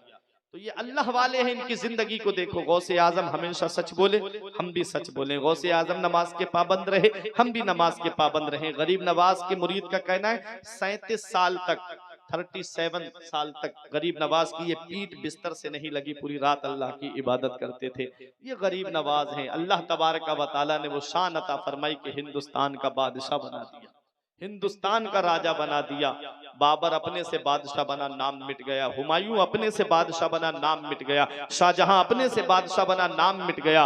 लेकिन 800 सालों से ज्यादा का वक्त गुजर गया। कल भी मेरा गरीब नवाज हिंदुस्तान का बादशाह था, आज भी है और कयामत तक रहेगा। उसकी हुकूमत कोई खत्म नहीं कर सकता। इसलिए याद रखो, ये अल्लाह वाले हैं, इनकी अदाओं को अपनाओ। या अय्युहल्लज़ीना आमनुत्तकुल्लाह व कूनू मास्वादिकीन, ऐ ईमान वालो अल्लाह से डरो और सच्चों के साथ हो जाओ। सच्चों के दामन को पकड़ लो, सच्चों की अदाओं को अपना लो। परवरदिगार आलम की बारगाह में दुआ है, मेरे कुछ अर्ज करने में सबकते लिसानी की वजह से या बतकाज़ाए बशरियत कोई गलती हो गई हो तो मौला मुझे माफ फरमाए। अस्तगफिरुल्लाह रब्बी मिन कुल्ले ज़ंबि व अतूबु इलैह। कलमा तय्यब पढ़े मेरे साथ मिलकर, ला इलाहा इल्लल्लाह मुहम्मदुर रसूलुल्लाह सल्लल्लाहु अलैहि वसल्लम। ये जिंदगी सवारिए, दिलशाद कीजिए, लम्हात जिंदगी के ना बर्बाद कीजिए। जब मकसद हयात इबादत खुदा की है, पढ़िए नमाज, मस्जिदें आबाद कीजिए। रही कली तो फूल खिलेंगे, जिंदगी बाकी रही तो फिर मिलेंगे। अस्सलाम वालेकुम।